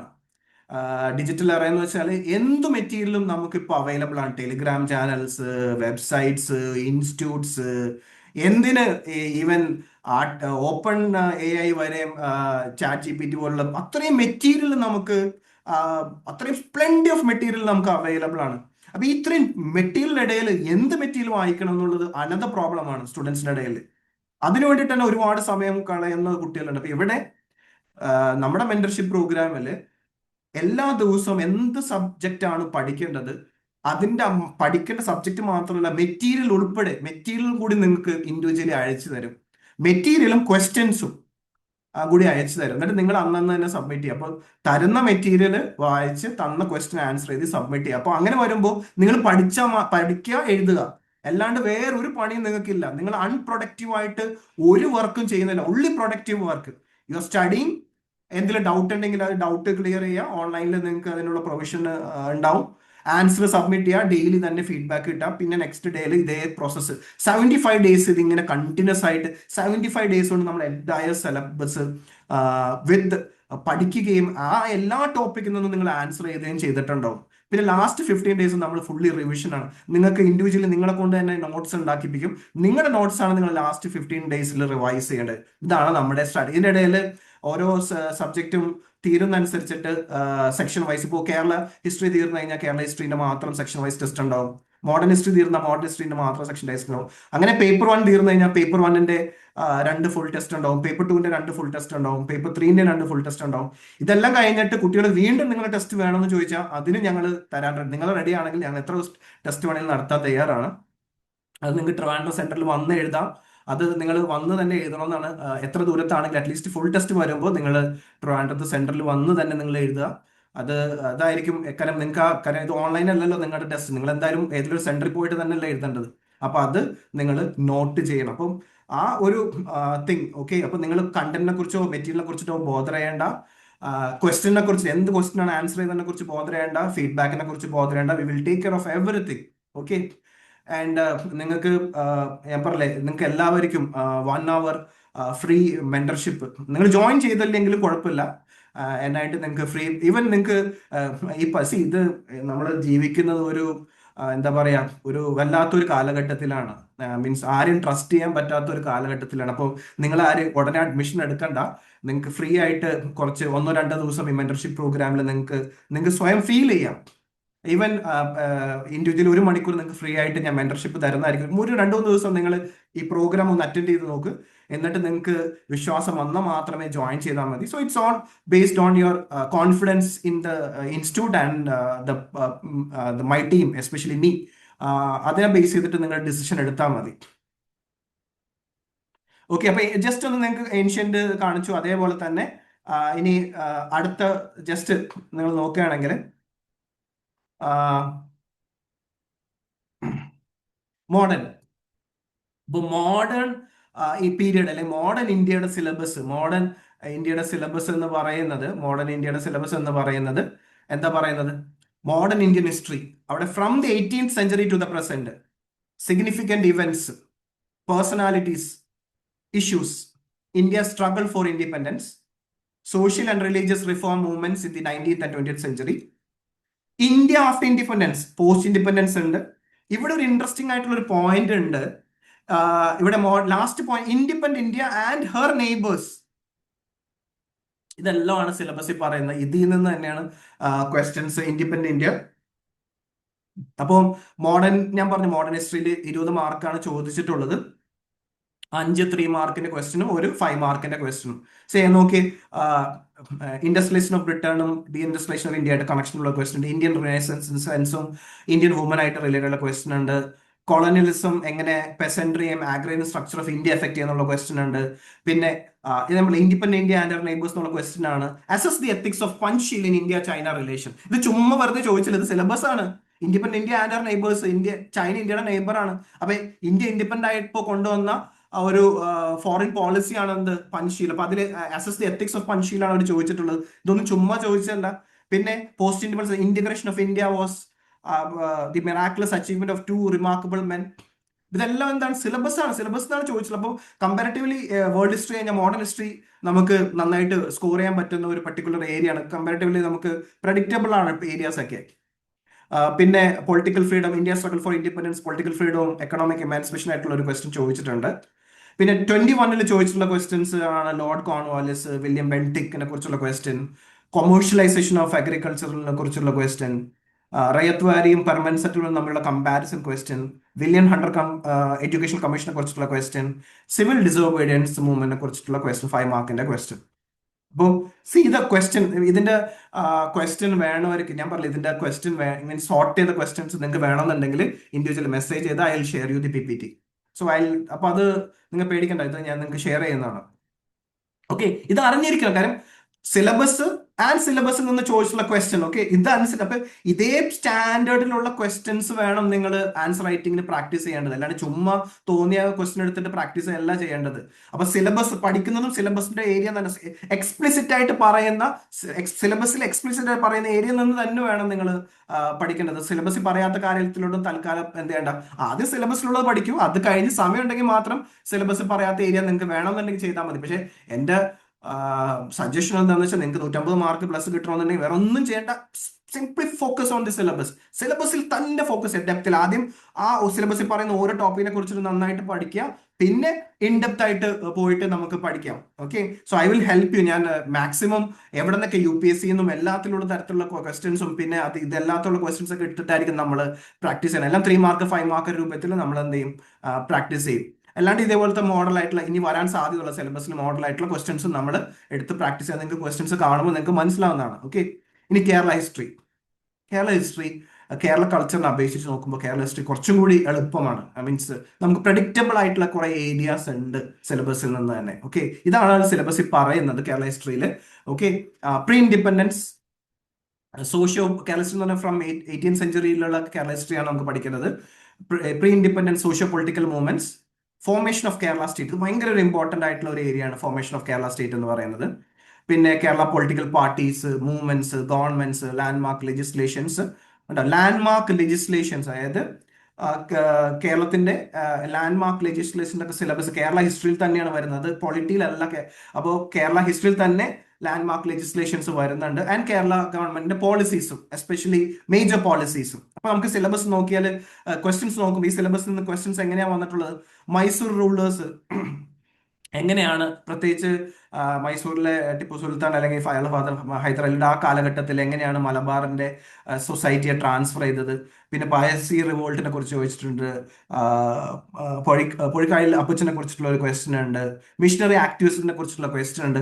ഐക്യ Kerala movement, United Kerala movement, അതായത് ഫോർമേഷൻ ഓഫ് കേരള സ്റ്റേറ്റ് എന്നുള്ള സിലബസിൽ നിന്നുള്ളതാണ്. ഓക്കെ, നോക്കി കേരള മോഡൽ ഓഫ് ഡെവലപ്മെന്റ്, ഇത് കേരള എക്കണോമിയാണ്, പക്ഷേ ഇത് ഈ landmark legislation and Kerala government പോളിസീസിലും വരുന്ന ടോപ്പിക്കാണ് ഈ കേരള മോഡൽ ഓഫ് ഡെവലപ്മെന്റ്. അപ്പൊ കേരള മോഡൽ ഓഫ് ഡെവലപ്മെന്റ് ഭയങ്കര ഇമ്പോർട്ടന്റ് ആയിട്ടുള്ള ടോപ്പിക്കാണ്. അത് പേപ്പർ 1-ലും പേപ്പർ 2-ലും ഈവൻ പേപ്പർ 3-ലും റിലേറ്റഡ് ആയിട്ട് നമുക്ക് കണക്ട് ചെയ്ത് എഴുതാൻ പറ്റുന്ന ഒരു ഏരിയ ആണ്. ഓക്കെ, അതെല്ലാം നമുക്ക് ഈസി ആയിട്ട് പഠിക്കാവുന്ന ഒരു ഏരിയയും കൂടിയാണ്. അപ്പൊ ഇതാണ് കേരള ഹിസ്റ്ററിയിലെ സിലബസും ചോദിച്ചിട്ടുള്ള ക്വസ്റ്റ്യൻസും. ഇത് 20-ൽ ചോദിച്ച ക്വസ്റ്റ്യൻ, ഇത് 21-ൽ കേരള ഹിസ്റ്ററി എന്ന് ചോദിച്ചിട്ടുള്ള ക്വസ്റ്റ്യൻ ആണ്. കോൺഗ്രസ് സോഷ്യൽ പാർട്ടി, അത് പൊളിറ്റിക്കൽ പാർട്ടി സിലബസിലുണ്ട്. ശ്രീമൂലം പ്രജാസഭ, മലബാർ ടെനൻസി ആക്ട്, വെറുതെ ലാൻഡ്മാർക്ക് ലെജിസ്ലേഷൻ സിലബസ് ആണ്. അതിൽ നിന്നാണ് ഈ മലബാർ ടെനൻസി ആക്ട് ഓഫ് 1920. അപ്പൊ മേജർ ലാൻഡ്മാർക്ക് ലെജിസ്ലേഷൻസ് എല്ലാം നമ്മൾ പഠിക്കും. പിന്നെ political party, okay, communist party of കേരളയെ കുറിച്ച് ചോദിച്ചിട്ടുണ്ട്. പിന്നെ ട്രാവൻകൂറിനെ മലബാറിനെ വെച്ച് കമ്പയർ ചെയ്യുമ്പോൾ സോഷ്യൽ റിഫോംസ്, അപ്പൊ അങ്ങനെ കമ്പാരിസൺ വെച്ചിട്ട് സോഷ്യൽ റിഫോംസും കാസ്റ്റ് റിഫോം മൂവ്മെന്റ്സിനെ കുറിച്ചിട്ട് ക്വസ്റ്റ്യൻ ചോദിച്ചിട്ടുണ്ട്. ഇതാണ് കേരള ഹിസ്റ്ററിയിൽ നിന്നിട്ടുള്ള ഒരു ക്വസ്റ്റ്യൻ വന്നിട്ടുള്ള ഇതുവരെ. അപ്പൊ ഇതേ പാറ്റേണിലായിരിക്കും. അപ്പൊ ഏത് ഏരിയ ആണ് കേരള ഹിസ്റ്ററിയിൽ നിന്ന് പഠിക്കേണ്ടത് എന്നൊക്കെ വ്യക്തമായിട്ട്, ഏത് മെറ്റീരിയലാണ് നിങ്ങൾ, ഇപ്പൊ ഇതൊക്കെ കേരള ഹിസ്റ്ററിക്കൊക്കെയാണ് കുട്ടികൾ മെറ്റീരിയൽ വേണ്ടിയിട്ട് ശരിക്കും കഷ്ടപ്പെടുന്നത്. അപ്പൊ അതൊന്നും ഞങ്ങളുടെ റിസർച്ച് ടീം തന്നെ നല്ലൊരു മെറ്റീരിയൽ നിങ്ങൾക്ക് വേണ്ടി ഡെവലപ്പ് ചെയ്തിട്ടുണ്ട്. സോ ഡെഫിനറ്റ്ലി നിങ്ങൾ ആ മെറ്റീരിയൽ മാത്രം എന്ത് ചെയ്താൽ മതി, റിലൈ ചെയ്താൽ മതി. നിങ്ങൾക്ക് അത് ഒരുപാട് ബെനിഫിറ്റ് ചെയ്യുന്നതായിരിക്കും. Okay okay then come to world history. ഇതാണ് ഞാൻ പറഞ്ഞ വേൾഡ് ഹിസ്റ്ററിന്റെ സിലബസ്. ഇത്രയും പഠിച്ചാൽ മതി. ഇൻഡസ്ട്രിയൽ റവല്യൂഷൻ, വേറെ റവല്യൂഷനും ഇല്ല. വേൾഡ് വാർ ഏറ്റവും ഇമ്പോർട്ടൻറ്റ്, വേൾഡ് ഹിസ്റ്ററിയിലെ ഏറ്റവും ഇമ്പോർട്ടൻ്റ് ആയിട്ടുള്ള ഈ 2 ക്വസ്റ്റ്യൻ പേപ്പറിൽ നിന്ന് മനസ്സിലായ ഒരു കാര്യമാണ് വേൾഡ് വാർസ്. അതായത് വേൾഡ് വാർ 1-ഉം 2-ഉം ഭയങ്കര ഇമ്പോർട്ടൻ്റ് ആയ ടോപ്പിക്കാണ്. ഒരുപാട് ക്വസ്റ്റ്യൻസ് അതിൽ നിന്ന് തന്നെയാണ് ക്വസ്റ്റ്യൻ ചോദിച്ചിട്ടുള്ളത്. Redrawal of national boundaries, colonization and decolonization, globalization, communism, capitalism, socialism, their forms and effects in society. ഞാൻ പറഞ്ഞില്ലേ, സിലബസിന്റെ ഓരോ ടോപ്പിക്കും നിങ്ങൾ അറിഞ്ഞിരിക്കണമെന്ന് പറഞ്ഞു കഴിഞ്ഞാൽ എന്താണ് കമ്മ്യൂണിസം, ആ കമ്മ്യൂണിസത്തിന്റെ മേജർ ഫോംസ് എന്തൊക്കെയാണ്, അത് എങ്ങനെയാണ് സൊസൈറ്റി എഫക്ട് ചെയ്തത്, എന്താണ് ക്യാപിറ്റലിസം, എന്താണ് സോഷ്യലിസം, എന്താണ് ഗ്ലോബലൈസേഷൻ, എന്താണ് കൊളോണൈസേഷൻ, എന്താണ് ഡീകോളൈസേഷൻ. ഇങ്ങനെ അറിയാണ്ട്, ഇതൊന്നും അറിയാണ്ട് നിങ്ങൾ പോയിട്ട് എക്സാം എഴുതരുത്. അപ്പൊ ഇതിന്റെ ഡെപ്ത് എന്താണെന്നുള്ളത് നിങ്ങൾക്ക് ഞാൻ പിന്നീട് ഓരോ ഇൻഡിവിജ്വലി ഞാൻ നിങ്ങൾക്ക് വിശദീകരിച്ച് തരാം. ഓക്കെ, അപ്പോൾ ഇത്രേ ഉള്ളൂ നിങ്ങളുടെ വേൾഡ് ഹിസ്റ്ററി സിലബസ്. അപ്പൊ ഇതിൽ നിന്ന് തന്നെയാണ് ക്വസ്റ്റ്യൻസ് ചോദിച്ചിട്ടുള്ളത്. അപ്പൊ വേറെ വേൾഡ് ഹിസ്റ്ററി എന്ന് പറഞ്ഞാൽ ഭയങ്കര വാസ്റ്റ് സിലബസ് ആണ്. അതൊന്നും ഈ KS ഇത്രയും സിലബസ് ആണെന്നുള്ളത്, ഇതിൽ നിന്ന് തന്നെയാണ് ക്വസ്റ്റ്യൻസ് ചോദിച്ചിട്ടുള്ളത്. നിങ്ങൾക്ക് നോക്കി കാണാൻ പറ്റും. മെയിൻ ആയിട്ട് 2 പേപ്പർ നോക്കി കഴിഞ്ഞാൽ ഇൻഡസ്ട്രിയൽ റവല്യൂഷൻ 2 പേപ്പറിലും ക്വസ്റ്റ്യൻ ചോദിച്ചിട്ടുണ്ട്. വേൾഡ് വാർ എന്ന് ക്വസ്റ്റ്യൻ ഇപ്പൊ നോക്കി 20-ൽ നടന്ന 4-5 മാർക്കിന്റെ ക്വസ്റ്റ്യൻ ആണ് വേൾഡ് ഹിസ്റ്ററിയിൽ ചോദിച്ചിട്ടുള്ളത്. ഒന്ന് ഇൻഡസ്ട്രിയൽ റവല്യൂഷനെ കുറിച്ച് ചോദിച്ചു. പിന്നെ ചോദിച്ചത് എന്താണ്, mandate system in world war 1-നെ കുറിച്ച് ചോദിച്ചു. Age of imperialism second world വാറിനെ കണക്ട് ചെയ്ത് ക്വസ്റ്റ്യൻ ചോദിച്ചു. പിന്നെ ക്യാപിറ്റലിസ്റ്റ് ഡെവലപ്മെന്റ്, എന്താ ക്യാപിറ്റലിസ്റ്റ് ഡെവലപ്മെന്റ്, സിലബസ് ആണ്. ക്യാപിറ്റലിസം കണ്ടില്ല സിലബസ്, ക്യാപിറ്റലിസവും ക്യാപിറ്റലിസ്റ്റ് ഡെവലപ്മെന്റും. ഓക്കെ, അപ്പൊ അതിനെ റിലേറ്റ്, അപ്പൊ നോക്കിക്കഴിഞ്ഞാൽ എല്ലാ ക്വസ്റ്റ്യനും സിലബസ് സ്പെസിഫിക് ആണ്. അത് മറ്റേ പേപ്പർ എടുത്ത് നോക്കിയാൽ അറിയാൻ പറ്റും. അപ്പോൾ 2 വേൾഡ് വാറിന്റെ ക്വസ്റ്റ്യൻ ഉണ്ട്, ഒരു ഇൻഡസ്ട്രിയൽ റവല്യൂഷന്റെ ക്വസ്റ്റ്യൻ ഉണ്ട്. ഇനി 21 പേപ്പർ എടുത്ത് നോക്കിയേ, 3 വേൾഡ് വാറിന്റെ ക്വസ്റ്റ്യനും 3 വേൾഡ് വാറിന്റെ ക്വസ്റ്റ്യനും ഒരു ഇൻഡസ്ട്രിയൽ റവല്യൂഷന്റെ ക്വസ്റ്റ്യൻ ആണ്. ഓക്കെ, ട്രീറ്റി ഓഫ് വേഴ്സൈൽസും സെക്കൻഡ് വേൾഡ് വാറിന് റിലേറ്റഡ് ക്വസ്റ്റ്യൻ, ബാറ്റിൽ ഓഫ് ബ്രിട്ടനും second world war related question, industrial revolution related question, league of നേഷനും വേൾഡ് വാറും തമ്മിലുള്ള റിലേറ്റഡ് ആയിട്ടുള്ള ക്വസ്റ്റ്യൻ. അപ്പോൾ അപ്പൊ സ്വാഭാവികമായിട്ട് വേൾഡ് ഹിസ്റ്ററി പഠിക്കുന്നവര് ഏറ്റവും ആദ്യം പഠിക്കേണ്ടത് ഇൻഡസ്ട്രിയൽ റവല്യൂഷനും വേൾഡ് വാറുമാണ്. ഇത് കഴിഞ്ഞിട്ട് ബാക്കിയുള്ള ടോപ്പിക്സ് പഠിക്കാൻ പാടുള്ളൂ. എല്ലാം സിലബസിലുള്ള എല്ലാം പഠിക്കണോട്ടോ, ഒരു സാധനം നമ്മൾ സ്കിപ്പ് ചെയ്യാൻ പാടില്ല. പക്ഷെ ഇത് സ്വാഭാവികമായിട്ടും വേൾഡ് വാർ എന്ന് ഷുവർ ആയിട്ട് ഒരു ക്വസ്റ്റ്യൻ, പക്ഷെ ഭയങ്കര വലിയ ടോപ്പിക് ആട്ടോ വേൾഡ് വാർ. പക്ഷെ വേൾഡ് വാർ നല്ല ഡെപ്തി പഠിച്ചോ, 5 മാർക്ക് നിങ്ങൾക്ക് എന്തായാലും ഒരു ക്വസ്റ്റ്യൻ കിട്ടും. ധൈര്യത്തോട് പഠിച്ചോ. ഇനി കേരള കൾച്ചറൽ ഹെറിറ്റേജ് ഓഫ് കേരളന്റെ സിലബസ്. ഇത് കുറച്ച് വാസ്റ്റ് സിലബസ് ആണ്, പക്ഷെ ക്വസ്റ്റ്യൻ കൂടുതൽ വരുന്നതാണ്, നമുക്ക് ഇത് പഠിച്ചേ പറ്റൂ. അപ്പൊ ഇതിൽ അറ്റ്ലീസ്റ്റ് ഇതിൽ നമ്മൾ സിലബസ് നോക്കിക്കഴിഞ്ഞാൽ ഒക്കെ എന്താണ് ആർട്ട് ഫോംസ്, കേരളത്തിലെ പല art forms, literature, sculpture, architecture, salient features of Kerala society, Kerala tribal culture ഭയങ്കര ഇമ്പോർട്ടൻ്റ് ആണ്. 2 പ്രാവശ്യവും കേരള ട്രൈബൽ കൾച്ചറിൽ നിന്ന് ക്വസ്റ്റ്യൻ ചോദിച്ചിട്ടുണ്ട്. അപ്പോൾ ഞാൻ ഇതിൽ ഏറ്റവും ഇമ്പോർട്ടൻ്റ് ആയിട്ട് ഞാൻ പറയാം, കേരളത്തിൽ ട്രൈബൽ കൾച്ചറിനെ കുറിച്ച് എല്ലാം പഠിക്കണം, പക്ഷെ കേരള ട്രൈബൽ കൾച്ചറിന് ഞാൻ കൂടുതൽ ഇമ്പോർട്ടൻസ് പറയും കുട്ടികളോട്. Okay, pilgrimage, tourist place, folk culture, cinema, theatre, and finally history and evolution of Malayalam language and literature. ഇതാണ് സിലബസിൽ പറയുന്നത്. ഒരുപാട് ഡെപ്ത് ഉള്ള ടോപ്പിക്സ് ആണ്. എങ്കിൽ കൂടിയും നമ്മൾ ഒരു അറ്റ്ലീസ്റ്റ് ഈ പറയുന്ന ടോപ്പിക്കിനെ കുറിച്ച് ഒരു ജനറൽ ഐഡിയയും പിന്നെ ഇമ്പോർട്ടൻ്റ് ആയിട്ടുള്ള കുറച്ച് കോർ ഏരിയസും നമ്മൾ പഠിക്കണം. അപ്പോൾ എല്ലാ ഇമ്പോർട്ടൻ്റ് ആർട്ട് ഫോംസും എല്ലാ ഇമ്പോർട്ടൻ്റ് ലിറ്ററേച്ചർ റിലേറ്റഡ് ആയിട്ടുള്ള മെറ്റീരിയൽ എല്ലാം നമ്മൾ, സ്കൾപ്ചർ എല്ലാം നമ്മൾ ഇമ്പോർട്ടൻ്റ് ആയിട്ടുള്ള എല്ലാം നമ്മൾ പഠിക്കും. ഓക്കെ, അപ്പൊ ഇവിടെ നോക്കിക്കഴിഞ്ഞാൽ നമുക്ക് കാണാൻ പറ്റിയ ക്വസ്റ്റ്യൻ എങ്ങനെയൊക്കെയാണ് ചോദിച്ചിട്ടുള്ളത്. മുറാൽ പെയിന്റിങ്ങിനെ കുറിച്ച് ചോദിച്ചിട്ടുണ്ട്. പിന്നെ ചന്തു മേനോൻസിന് ഇന്ദുലേഖയും അതെങ്ങനെ മലബാറിന്റെ സോഷ്യൽ ലൈഫിനെ എഫക്ട് ചെയ്തു, ഇംഗ്ലീഷ് എഡ്യൂക്കേഷൻ റിലേറ്റഡ് ക്വസ്റ്റ്യൻ ചോദിച്ചിട്ടുണ്ട്. പിന്നെ ട്രൈബൽ ഫോക്സ്, അവരുടെ മെഡിക്കൽ നോളേജ് കുറിച്ചിട്ടുള്ള അവരുടെ അല്ലെങ്കിൽ അവരുടെ റിലീജിയസ് പ്രാക്ടീസിനെ കുറിച്ചുള്ള ട്രൈബൽ ക്വസ്റ്റ്യൻ ഉണ്ട്. പിന്നെ കേരളത്തിന്റെ സ്ട്രക്ചറൽ ടെമ്പിൾസിനെ കുറിച്ച് ചോദിച്ചിട്ടുണ്ട്, എസ്പെഷ്യലി ഫ്രം റോക്ക് കട്ട് ടെമ്പിൾസിനെ കുറിച്ച് ചോദിച്ചിട്ടുണ്ട്. അതൊരു ആർക്കിടെക്ചറൽ ടെമ്പിൾ ആർക്കിടെക്ചറിനെ കുറിച്ചുള്ള ക്വസ്റ്റ്യൻ ആണ്. പിന്നെ ട്രഡീഷണൽ ഡൊമസ്റ്റിക് ആർക്കിടെക്ചർ ക്വസ്റ്റ്യൻ കേരളത്തിന്റെ കുറച്ച് ചോദിച്ചിട്ടുണ്ട്. അപ്പൊ ഇങ്ങനെയൊക്കെയാണ് ക്വസ്റ്റ്യൻസ് കേരള കൾച്ചറിൽ നിന്ന് ചോദിച്ചിട്ടുള്ളത്. ഓക്കെ, പിന്നെ കൾച്ചറൽ സ്റ്റഡി, ആർക്കിയോളജിക്കൽ സൈറ്റ്സ് കേരളത്തിന്റെ കൾച്ചറൽ സ്റ്റഡി ആയിട്ട് ചോദിച്ചിട്ടുണ്ട്. തുള്ളലിനെ കുറിച്ചൊരു ക്വസ്റ്റ്യൻ ചോദിച്ചിട്ടുണ്ട്. ഇത് 20 ചോദിച്ച ക്വസ്റ്റ്യൻ ആണ്. 21 കുറച്ചും കൂടി സ്ട്രെയിറ്റ് ഫോർവേഡ് ക്വസ്റ്റ്യൻ ആണ് ചോദിച്ചത് അവര്. സമസ്ത കേരള സാഹിത്യ പരിഷത്ത്, പിന്നെ എങ്ങനെയാണ് റിലീജിയൻ എങ്ങനെയാണ് കേരളത്തിന്റെ സോഷ്യൽ കൺസ്ട്രക്ഷനിൽ സ്വാധീനിച്ച ക്വസ്റ്റ്യൻ ചോദിച്ചിട്ടുണ്ട്. അഗെയിൻ ട്രൈബൽ കമ്മ്യൂണിറ്റിനെ കുറിച്ചിട്ട് വീണ്ടും എത്തനോമെഡിസിനെ കുറിച്ചൊരു ക്വസ്റ്റ്യൻ ചോദിച്ചിട്ടുണ്ട്. കേരള മുസ്ലിം ഐക്യ സംഘത്തിനെ കുറിച്ച് ക്വസ്റ്റ്യൻ ചോദിച്ചിട്ടുണ്ട്. Significance of architecture in cultural ഹെറിറ്റേജിനെ കുറിച്ച് ചോദിച്ചിട്ടുണ്ട്. എന്തുകൊണ്ടാണ് കേരളം കൾച്ചറൽ ഡൈവേഴ്സ് എന്നുള്ള ക്വസ്റ്റ്യൻ ചോദിച്ചിട്ടുണ്ട്. പിന്നെ മലയാളം ലാംഗ്വേജും ഡോക്ടർ ഹെർമൻ കൊണ്ടായിട്ടുള്ള ക്വസ്റ്റ്യൻസ് ചോദിച്ചിട്ടുണ്ട്. അപ്പൊ ഇങ്ങനെയൊക്കെയാണ് കേരള കൾച്ചറിൽ നിന്ന്. അപ്പം വെയിറ്റേജ് കണ്ടില്ല, അപ്പൊ നിങ്ങൾക്ക് ചുമ്മാ ഞാൻ വെറുതെ വെയിറ്റ് ചെയ്ത് നിൽക്കുന്നത് ഇതാണ് കണ്ടത്. അപ്പൊ ഏറ്റവും കൂടുതൽ ക്വസ്റ്റ്യൻ മാർക്സ് വന്നിട്ടുള്ള പേപ്പർ 1 കേരള കൾച്ചറിൽ നിന്നാണ്. പക്ഷെ കുറെ ഡിഫിക്കൽട്ട് ആയിട്ടുള്ള ഏരിയാസ് ഉണ്ട്. പക്ഷെ ഇതേപോലത്തെ എല്ലാ മീൻസ് ഏറ്റവും ഇമ്പോർട്ടൻ്റ് ആയിട്ടുള്ള എല്ലാ ഏരിയാസും നമ്മൾ എന്ത് ചെയ്യും കേരള കൾച്ചറിൽ. എഗെയിൻ കുട്ടികൾ കണ്ടന്റ് കിട്ടാൻ, മെറ്റീരിയൽ കിട്ടാൻ വേണ്ടി കുറെ കഷ്ടപ്പെടുന്ന ഒരു ഏരിയ ആണ് എന്ത് കേരള കൾച്ചറിന്റെ തന്നെ. ഇവിടെയൊക്കെ നമ്മൾ മെറ്റീരിയൽ റെഡിയാണ്, നിങ്ങൾ വായിക്കാനും ആൻസർ ചെയ്താനും മാത്രം റെഡിയായി നിന്നാൽ മതി. സോ മെറ്റീരിയലിനെ കുറിച്ച് നിങ്ങൾ പേടിക്കണം, നിങ്ങൾ അത് പഠിച്ചു തീർക്കുക എന്നുള്ളതാണ് ഏറ്റവും ഇമ്പോർട്ടൻ്റ് ആയിട്ടുള്ള കാര്യം. ഇതാണ് പേപ്പർ 1. 5 സബ്ജക്റ്റ് ഉണ്ട്. ഈ 5 സബ്ജക്റ്റിനെ കുറിച്ചിട്ടുള്ള ഒരു അനാലിസിസ് ആണ്. ഞാൻ ഓൾറെഡി വീണ്ടും പറയാണ്, PPT നിങ്ങൾക്ക് ഷെയർ ചെയ്യുന്നതായിരിക്കും. ഓക്കെ, ഇനി പേപ്പർ 2 പേപ്പർ 1 അപേക്ഷിച്ച് ഹൈ സ്കോറിംഗ് ആണ് പേപ്പർ 2. എല്ലാ പേപ്പർ ഇപ്പോൾ ജനറലി ഞാൻ പറയും ഒരു പേപ്പർ 1 45 മുതൽ 50 മാർക്ക് വരെ കിട്ടിയ നല്ല മാർക്കാണ്. പക്ഷെ പേപ്പർ 2 55 മുതൽ 65 വരെ നിങ്ങൾക്ക് സ്കോർ ചെയ്യാൻ പറ്റും. അപ്പൊ ഇതൊരു എക്സ്പീരിയൻസ് കൊണ്ട് പറയുന്നതാണ് അത്. കാരണം പോളിറ്റി കുറെയൊക്കെ സിലബസ് ഡയറക്റ്റ് ആണ്. നമ്മൾ പഠിച്ചു കഴിഞ്ഞാൽ മറ്റേ കേരള ഹിസ്റ്ററിയും കേരള കൾച്ചറും ഏൻഷ്യൻ മീഡിയയിലും പോലെ ഭയങ്കര ഒരുപാട് ഡെപ്ത് ഉള്ള സിലബസ് അല്ല. സ്പെസിഫിക് ആണ്. ഇതിപ്പോ ഇന്ത്യൻ കോൺസ്റ്റിറ്റ്യൂഷൻ എന്ന് പറഞ്ഞാൽ ആ ഇന്ത്യൻ കോൺസ്റ്റിറ്റ്യൂഷൻ തന്നെ ക്വസ്റ്റ്യൻ ചോദിക്കുള്ളൂ. ഓക്കെ, അപ്പൊ ഇവിടെ പേപ്പർ ടു എടുത്തു കഴിഞ്ഞാൽ ഏറ്റവും കൂടുതൽ ഇപ്പോൾ പബ്ലിക് അഡ്മിനിസ്ട്രേഷൻ പൊളിറ്റിക്കൽ സിസ്റ്റം ഉണ്ടെന്നേ ഉള്ളൂ, പക്ഷേ ഈ ക്വസ്റ്റ്യൻസ് കംപ്ലീറ്റ് ഇന്ത്യൻ കോൺസ്റ്റിറ്റ്യൂഷൻ ആണ് ചോദിച്ചിട്ടുള്ളത്. അപ്പം ഒരു പേപ്പറിൽ 45 മാർക്ക് വരെയും ഇന്ത്യൻ കോൺസ്റ്റിറ്റ്യൂഷൻ ചോദിച്ചിട്ടുണ്ട്. അപ്പോൾ നമ്മൾ ഇതുവരെ നോക്കിക്കഴിഞ്ഞാൽ ഏറ്റവും വെയിറ്റേജ് ഉള്ള ഒരു ഏരിയ ആണ് എന്ത്, ഇന്ത്യൻ കോൺസ്റ്റിറ്റ്യൂഷൻ. ഒരു 20 നടന്ന പേപ്പറിൽ 45 മാർക്കും 21 നടന്ന പേപ്പറിൽ 55 മാർക്കും 100-ൽ 55 മാർക്കും വന്ന ഒരു ഏരിയ ആണ് എന്ത്, ഇന്ത്യൻ കോൺസ്റ്റിറ്റ്യൂഷൻ എന്ന് പറയുന്നത്. ക്വസ്റ്റ്യൻസ് ഞാൻ നിങ്ങൾക്ക് കാണിച്ചു തരാം. അപ്പോൾ ഇതിൽ നിന്ന് ഒരു കാര്യം വ്യക്തമാണ്, എല്ലാ ദിവസവും 2 മണിക്കൂർ നിങ്ങൾ ഇന്ത്യൻ കോൺസ്റ്റിറ്റ്യൂഷനും പഠിക്കണം. എന്ത് പഠിക്കണം എന്നുള്ളത് ഞാൻ നിങ്ങൾക്ക് ഇൻഫോം ചെയ്യാം. 2 മണിക്കൂർ ബുക്ക് ചെയ്തോ ഇന്ത്യൻ കോൺസ്റ്റിറ്റ്യൂഷന് വേണ്ടിയിട്ട്. ആ എല്ലാ ദിവസവും 1-2 മിനിമം ഒരു ആൻസർ എങ്കിലും ആ പഠിക്കുന്ന ഏരിയയിൽ നിന്നിട്ട് ഇന്ത്യൻ കോൺസ്റ്റിറ്റ്യൂഷണൽ ആൻസർ ഡെയിലി ഒരു 75 ദിവസം നിങ്ങൾ എഴുതണം. അങ്ങനെ എഴുതി കഴിഞ്ഞാൽ ഈ ഇതില് ഈ 45 മാർക്ക് തന്നെ ഇപ്പൊ അടുത്ത വർഷം തീർച്ചയായും 45 മാർക്ക് തന്നെ ഇന്ത്യൻ കോൺസ്റ്റിറ്റ്യൂഷനിൽ നിന്ന് വരും, അല്ലെങ്കിൽ ആ റീജിയനിൽ നിന്ന് വരും.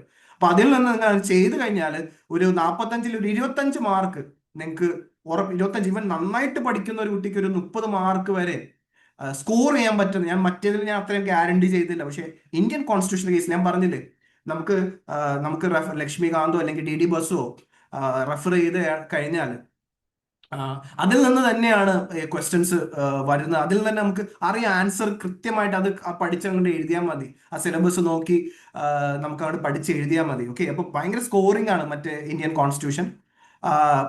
പിന്നെ governance, social justice, international relations അങ്ങനെ കാര്യമായിട്ട് ക്വസ്റ്റ്യൻ വന്നിട്ടില്ല. എന്നാലും പക്ഷെ സിലബസിൽ പറയുന്ന ടോപ്പിക്സ് നമുക്ക് പഠിച്ചേ പറ്റൂ. സിലബസ് ഡീറ്റെയിൽ സിലബസ് നമുക്ക് എക്സ്പ്ലെയിൻ ചെയ്തു തരാം. പിന്നെ ഇത് കഴിഞ്ഞാൽ സയൻസ് ആൻഡ് ടെക്നോളജിയും ഭയങ്കര പ്രഡിക്റ്റബിൾ ആണ്. കുറേയൊക്കെ നല്ല പൊളിറ്റി പോലെ അല്ലെങ്കിൽ സയൻസ് ആൻഡ് ടെക്നോളജിയും സ്കോറിംഗ് ആണ്. ഈവൻ എൻവയറമെന്റും സ്കോറിംഗ് ആണ്. ഓക്കെ, അപ്പോൾ പേപ്പർ 2-ൽ നിങ്ങൾ ഏറ്റവും കൂടുതൽ, അപ്പോൾ സയൻസ് ആൻഡ് ടെക്നോളജി ഡെയിലി നിങ്ങൾ 1 മണിക്കൂർ സയൻസ് ആൻഡ് ടെക്നോളജിക്ക് കൊടുക്കണം. സയൻസ് ആൻഡ് ടെക്നോളജിക്ക് 1 മണിക്കൂർ നിങ്ങൾ 2 മണിക്കൂർ ഇന്ത്യൻ കോൺസ്റ്റിറ്റ്യൂഷൻ നിങ്ങൾ ഡെയിലി കൊടുക്കണം.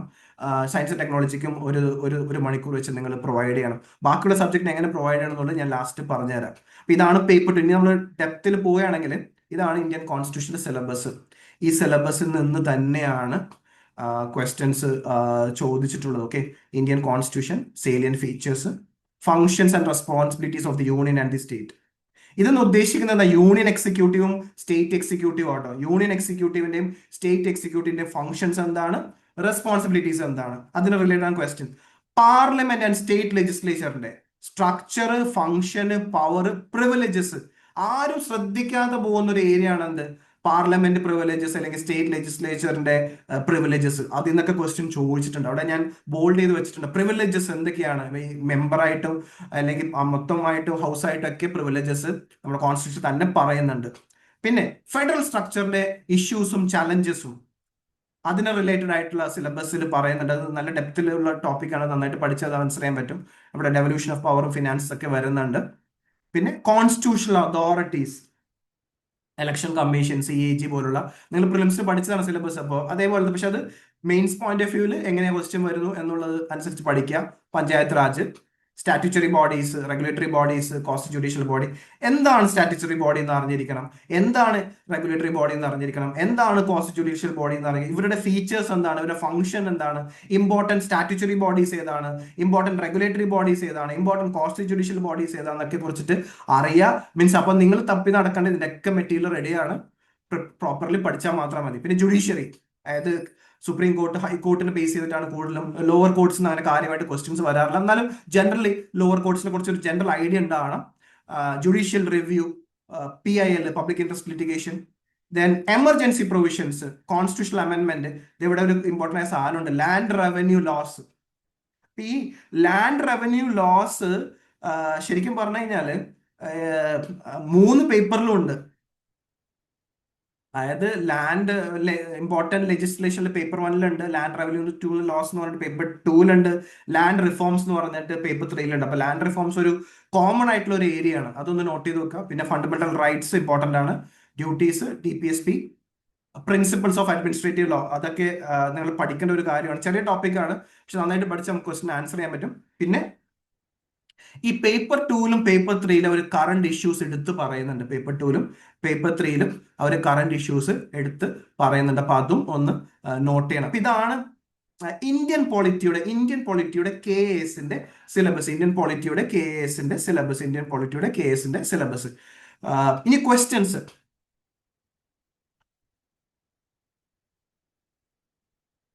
അപ്പോൾ 2020 ചോദിച്ച ക്വസ്റ്റ്യൻസ് നമ്മൾ നോക്കിക്കഴിഞ്ഞാൽ കാണാൻ പറ്റും. എന്താണ്? Fundamental right, freedom of speech എന്നുള്ള ക്വസ്റ്റ്യൻ ഉണ്ട്. കോസി ജുഡീഷ്യൽ ഫംഗ്ഷൻ എന്നുള്ള ക്വസ്റ്റ്യൻ ഉണ്ട്. ജുഡീഷ്യൽ റിവ്യൂ എന്നുള്ള ക്വസ്റ്റ്യൻ ഉണ്ട്. എമർജൻസി എന്നുള്ള ക്വസ്റ്റ്യൻ ഉണ്ട്. പ്രിൻസിപ്പിൾ ഓഫ് നാച്ചുറൽ ജസ്റ്റിസ് എന്നുള്ള ക്വസ്റ്റ്യൻ ഉണ്ട്. എല്ലാം സിലബസ് നിന്നാണ്. പിന്നെ പ്രസിഡൻഷ്യൽ ഫോം ആയിട്ട് ക്വസ്റ്റ്യൻ ചോദിച്ചിട്ടുണ്ട്. പാർലമെന്റിന്റെ പ്രിവിലേജസിനെ കുറിച്ചിട്ട് ക്വസ്റ്റ്യൻ ചോദിച്ചിട്ടുണ്ട്. ഗവർണറിനെ കുറിച്ചിട്ട്, അപ്പൊ സ്റ്റേറ്റ് എക്സിക്യൂട്ടീവിലാണ് ഗവർണറും സർക്കാർ കമ്മീഷൻ റെക്കമെൻഡേഷനെ കുറിച്ചിട്ടും ക്വസ്റ്റ്യൻസ് ചോദിച്ചിട്ടുണ്ട്. പിന്നെ കോൺസ്റ്റിറ്റ്യൂഷണൽ ബോഡീസിൽ നിന്ന് ഇലക്ഷൻ കമ്മീഷന്റെ ക്വസ്റ്റ്യൻ ചോദിച്ചിട്ടുണ്ട്. പിന്നെ സെൻട്രൽ സ്റ്റേറ്റ് ലെജിസ്ലേറ്റീവ് റിലേഷനെ കുറിച്ചുള്ള ക്വസ്റ്റ്യൻ ചോദിച്ചിട്ടുണ്ട്. ഫണ്ടമെന്റൽ ഡ്യൂട്ടീസ് എന്ന് ആർട്ടിക്കിൾ 51A കുറിച്ചിട്ടും ക്വസ്റ്റ്യൻ ചോദിച്ചിട്ടുണ്ട്. ഇത് 2020 നടന്ന ക്വസ്റ്റ്യൻ ആണ്. 2021 നിന്ന് കുറച്ചും കൂടി സിമ്പിൾ ആയിട്ടുള്ള ക്വസ്റ്റ്യൻ ആണ്. ഒരു ഡയറക്റ്റ് ക്വസ്റ്റ്യൻ ചോദിച്ചിട്ട് കോൺസ്റ്റിറ്റ്യൂഷൻ ഡെഫിനേഷൻ, ലെജിസ്ലേഷന്റെ ഫംഗ്ഷന്, ജുഡീഷ്യറിനെ കുറിച്ചുള്ള question, qualities of good constitution, DPSPനെ കുറിച്ചുള്ള ക്വസ്റ്റ്യൻസ്, പിന്നെ റൈറ്റ് ടു പ്രോപ്പർട്ടി കുറിച്ചുള്ള ക്വസ്റ്റ്യന്, പിന്നെ power of the state to question union legislation, central state റിലേഷനിൽ വരുന്നതാണ്. കേശവാനന്ദ ഭാരതി കേസിനെ കുറിച്ചുള്ള ക്വസ്റ്റ്യന്, ഇന്ത്യൻ സിവിൽ സർവീസിനെ കുറിച്ചുള്ള ക്വസ്റ്റ്യന്, സ്റ്റേറ്റ് യൂണിയൻ ടെറിട്ടറി ക്രിയേഷനെ കുറിച്ചുള്ള ക്വസ്റ്റ്യന്, GST കുറിച്ച്, ടാക്സ് കൗൺസിലിനെ കുറിച്ചുള്ള ഫണ്ടം റൈറ്റ്സിനെ കുറിച്ചുള്ള ക്വസ്റ്റ്യൻ.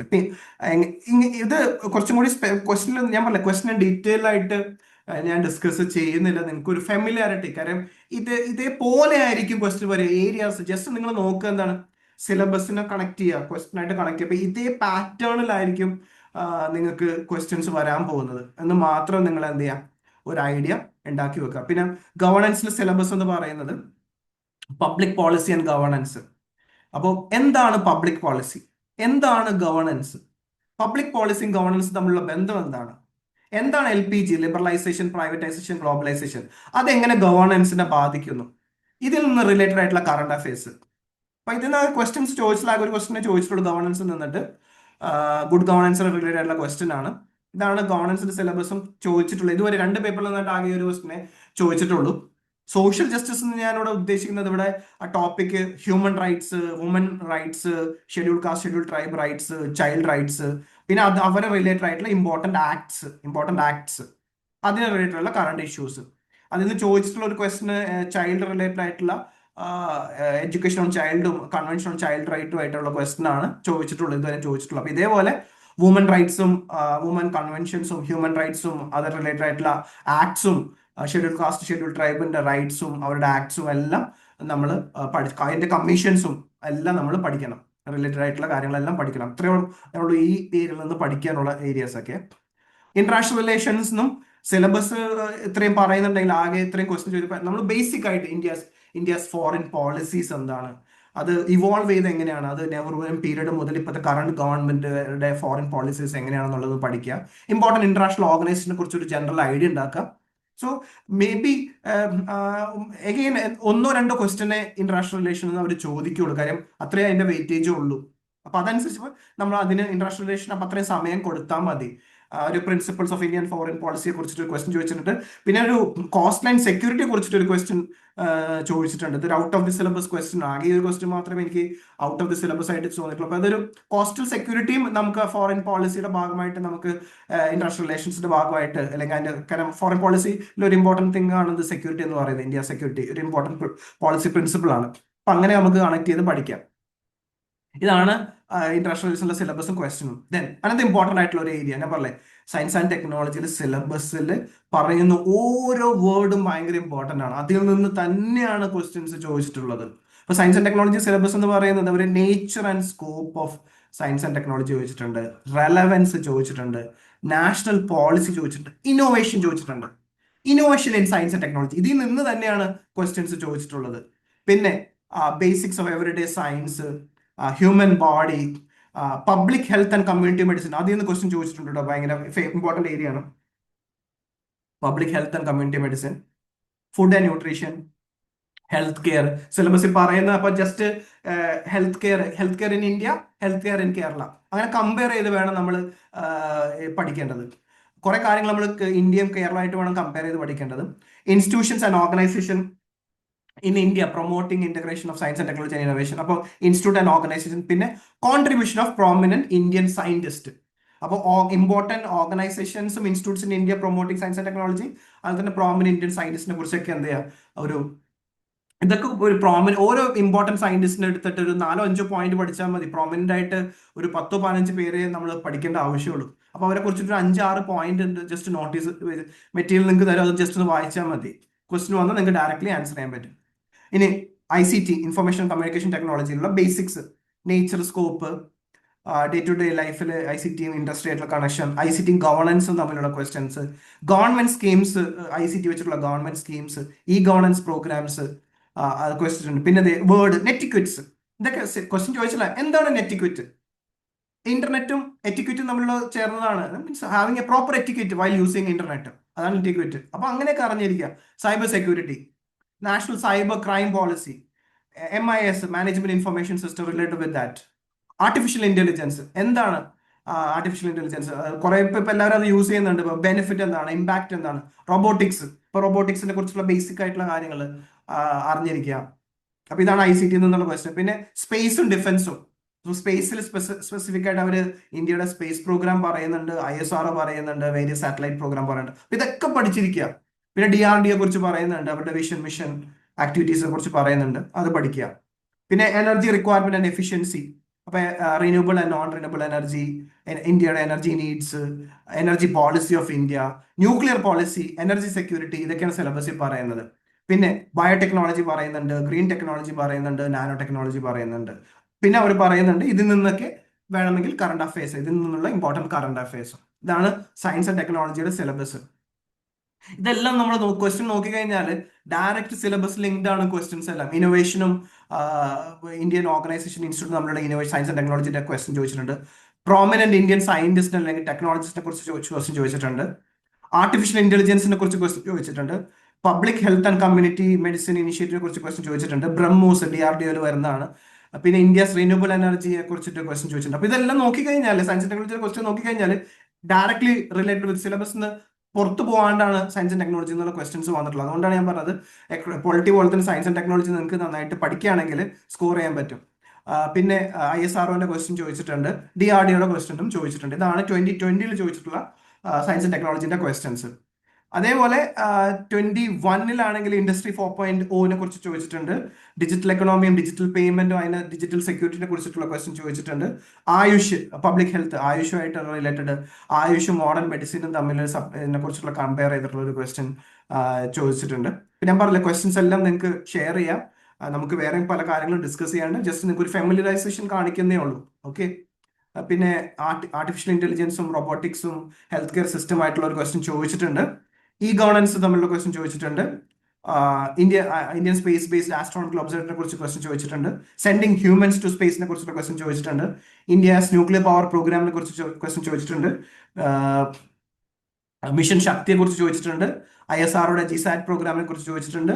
ബയോടെക്നോളജി എന്ന് ബയോ പാർക്സിനെ കുറിച്ച് ചോദിച്ചിട്ടുണ്ട്. ഗ്രീൻ ടെക്നോളജിനെ ചോദിച്ചിട്ടുണ്ട്. അപ്പൊ ഇങ്ങനെ ക്വസ്റ്റ്യൻ നോക്കിക്കഴിഞ്ഞാൽ രണ്ട് ക്വസ്റ്റ്യൻ പേപ്പറിലും എന്താണ് ക്വസ്റ്റ്യൻ പേപ്പർ സിലബസ് ഡിവൈറ്റ് ചെയ്യാണ്ടാണ് എന്താണ് അപ്പൊ ആ ഒരു ട്രെൻഡ് നമുക്ക് കാണാൻ പറ്റുന്നത്. അപ്പൊ ഇതാണ് ഞാൻ പറഞ്ഞത്, എന്താണ് സിലബസിൽ പറയുന്ന ഓരോ ടേമിനെ കുറിച്ചിട്ടും ഒരു ബേസിക് ഐഡിയ ആദ്യം പഠിക്കുക. അത് ആദ്യത്തെ ഒരു 25 ഡേയ്സിൽ നിങ്ങൾ ചെയ്യേണ്ട കാര്യം ഇതാണ്, to have an overall idea about the syllabus. And then next 25 ഡേയ്സിൽ നമ്മൾ എന്ത് ചെയ്യും, ഡെപ്തിൽ പോകും, ഓരോ സിലബസിൽ അങ്ങോട്ട് ഉള്ളിലോട്ട് അങ്ങോട്ട് പോകും. പിന്നെ തേർഡിൽ നമ്മൾ റിവിഷനും അല്ലാണ്ടുള്ള ഏരിയാസ് ഒക്കെ ഇന്റർലിങ്ക് ചെയ്ത് നമ്മൾ പഠിച്ചു പോകും. അങ്ങനെയാണ് ഈ ഫസ്റ്റ് 75 ഡേയ്സ് നമ്മൾ പ്ലാൻ ചെയ്യേണ്ടത്. എൻവയോൺമെന്റൽ സയൻസിന്റെ സിലബസ് എന്ന് പറയുന്നത് എൻവയോൺമെന്റൽ concerns, protection of environment at national and international level, question sustainable development, biodiversity, climate change, Western God's.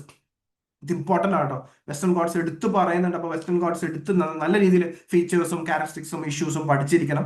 Forest and wildlife, എൻവയോൺമെന്റൽ hazards, global warming, disaster management, പിന്നെ കറണ്ട് ഇഷ്യൂസ്.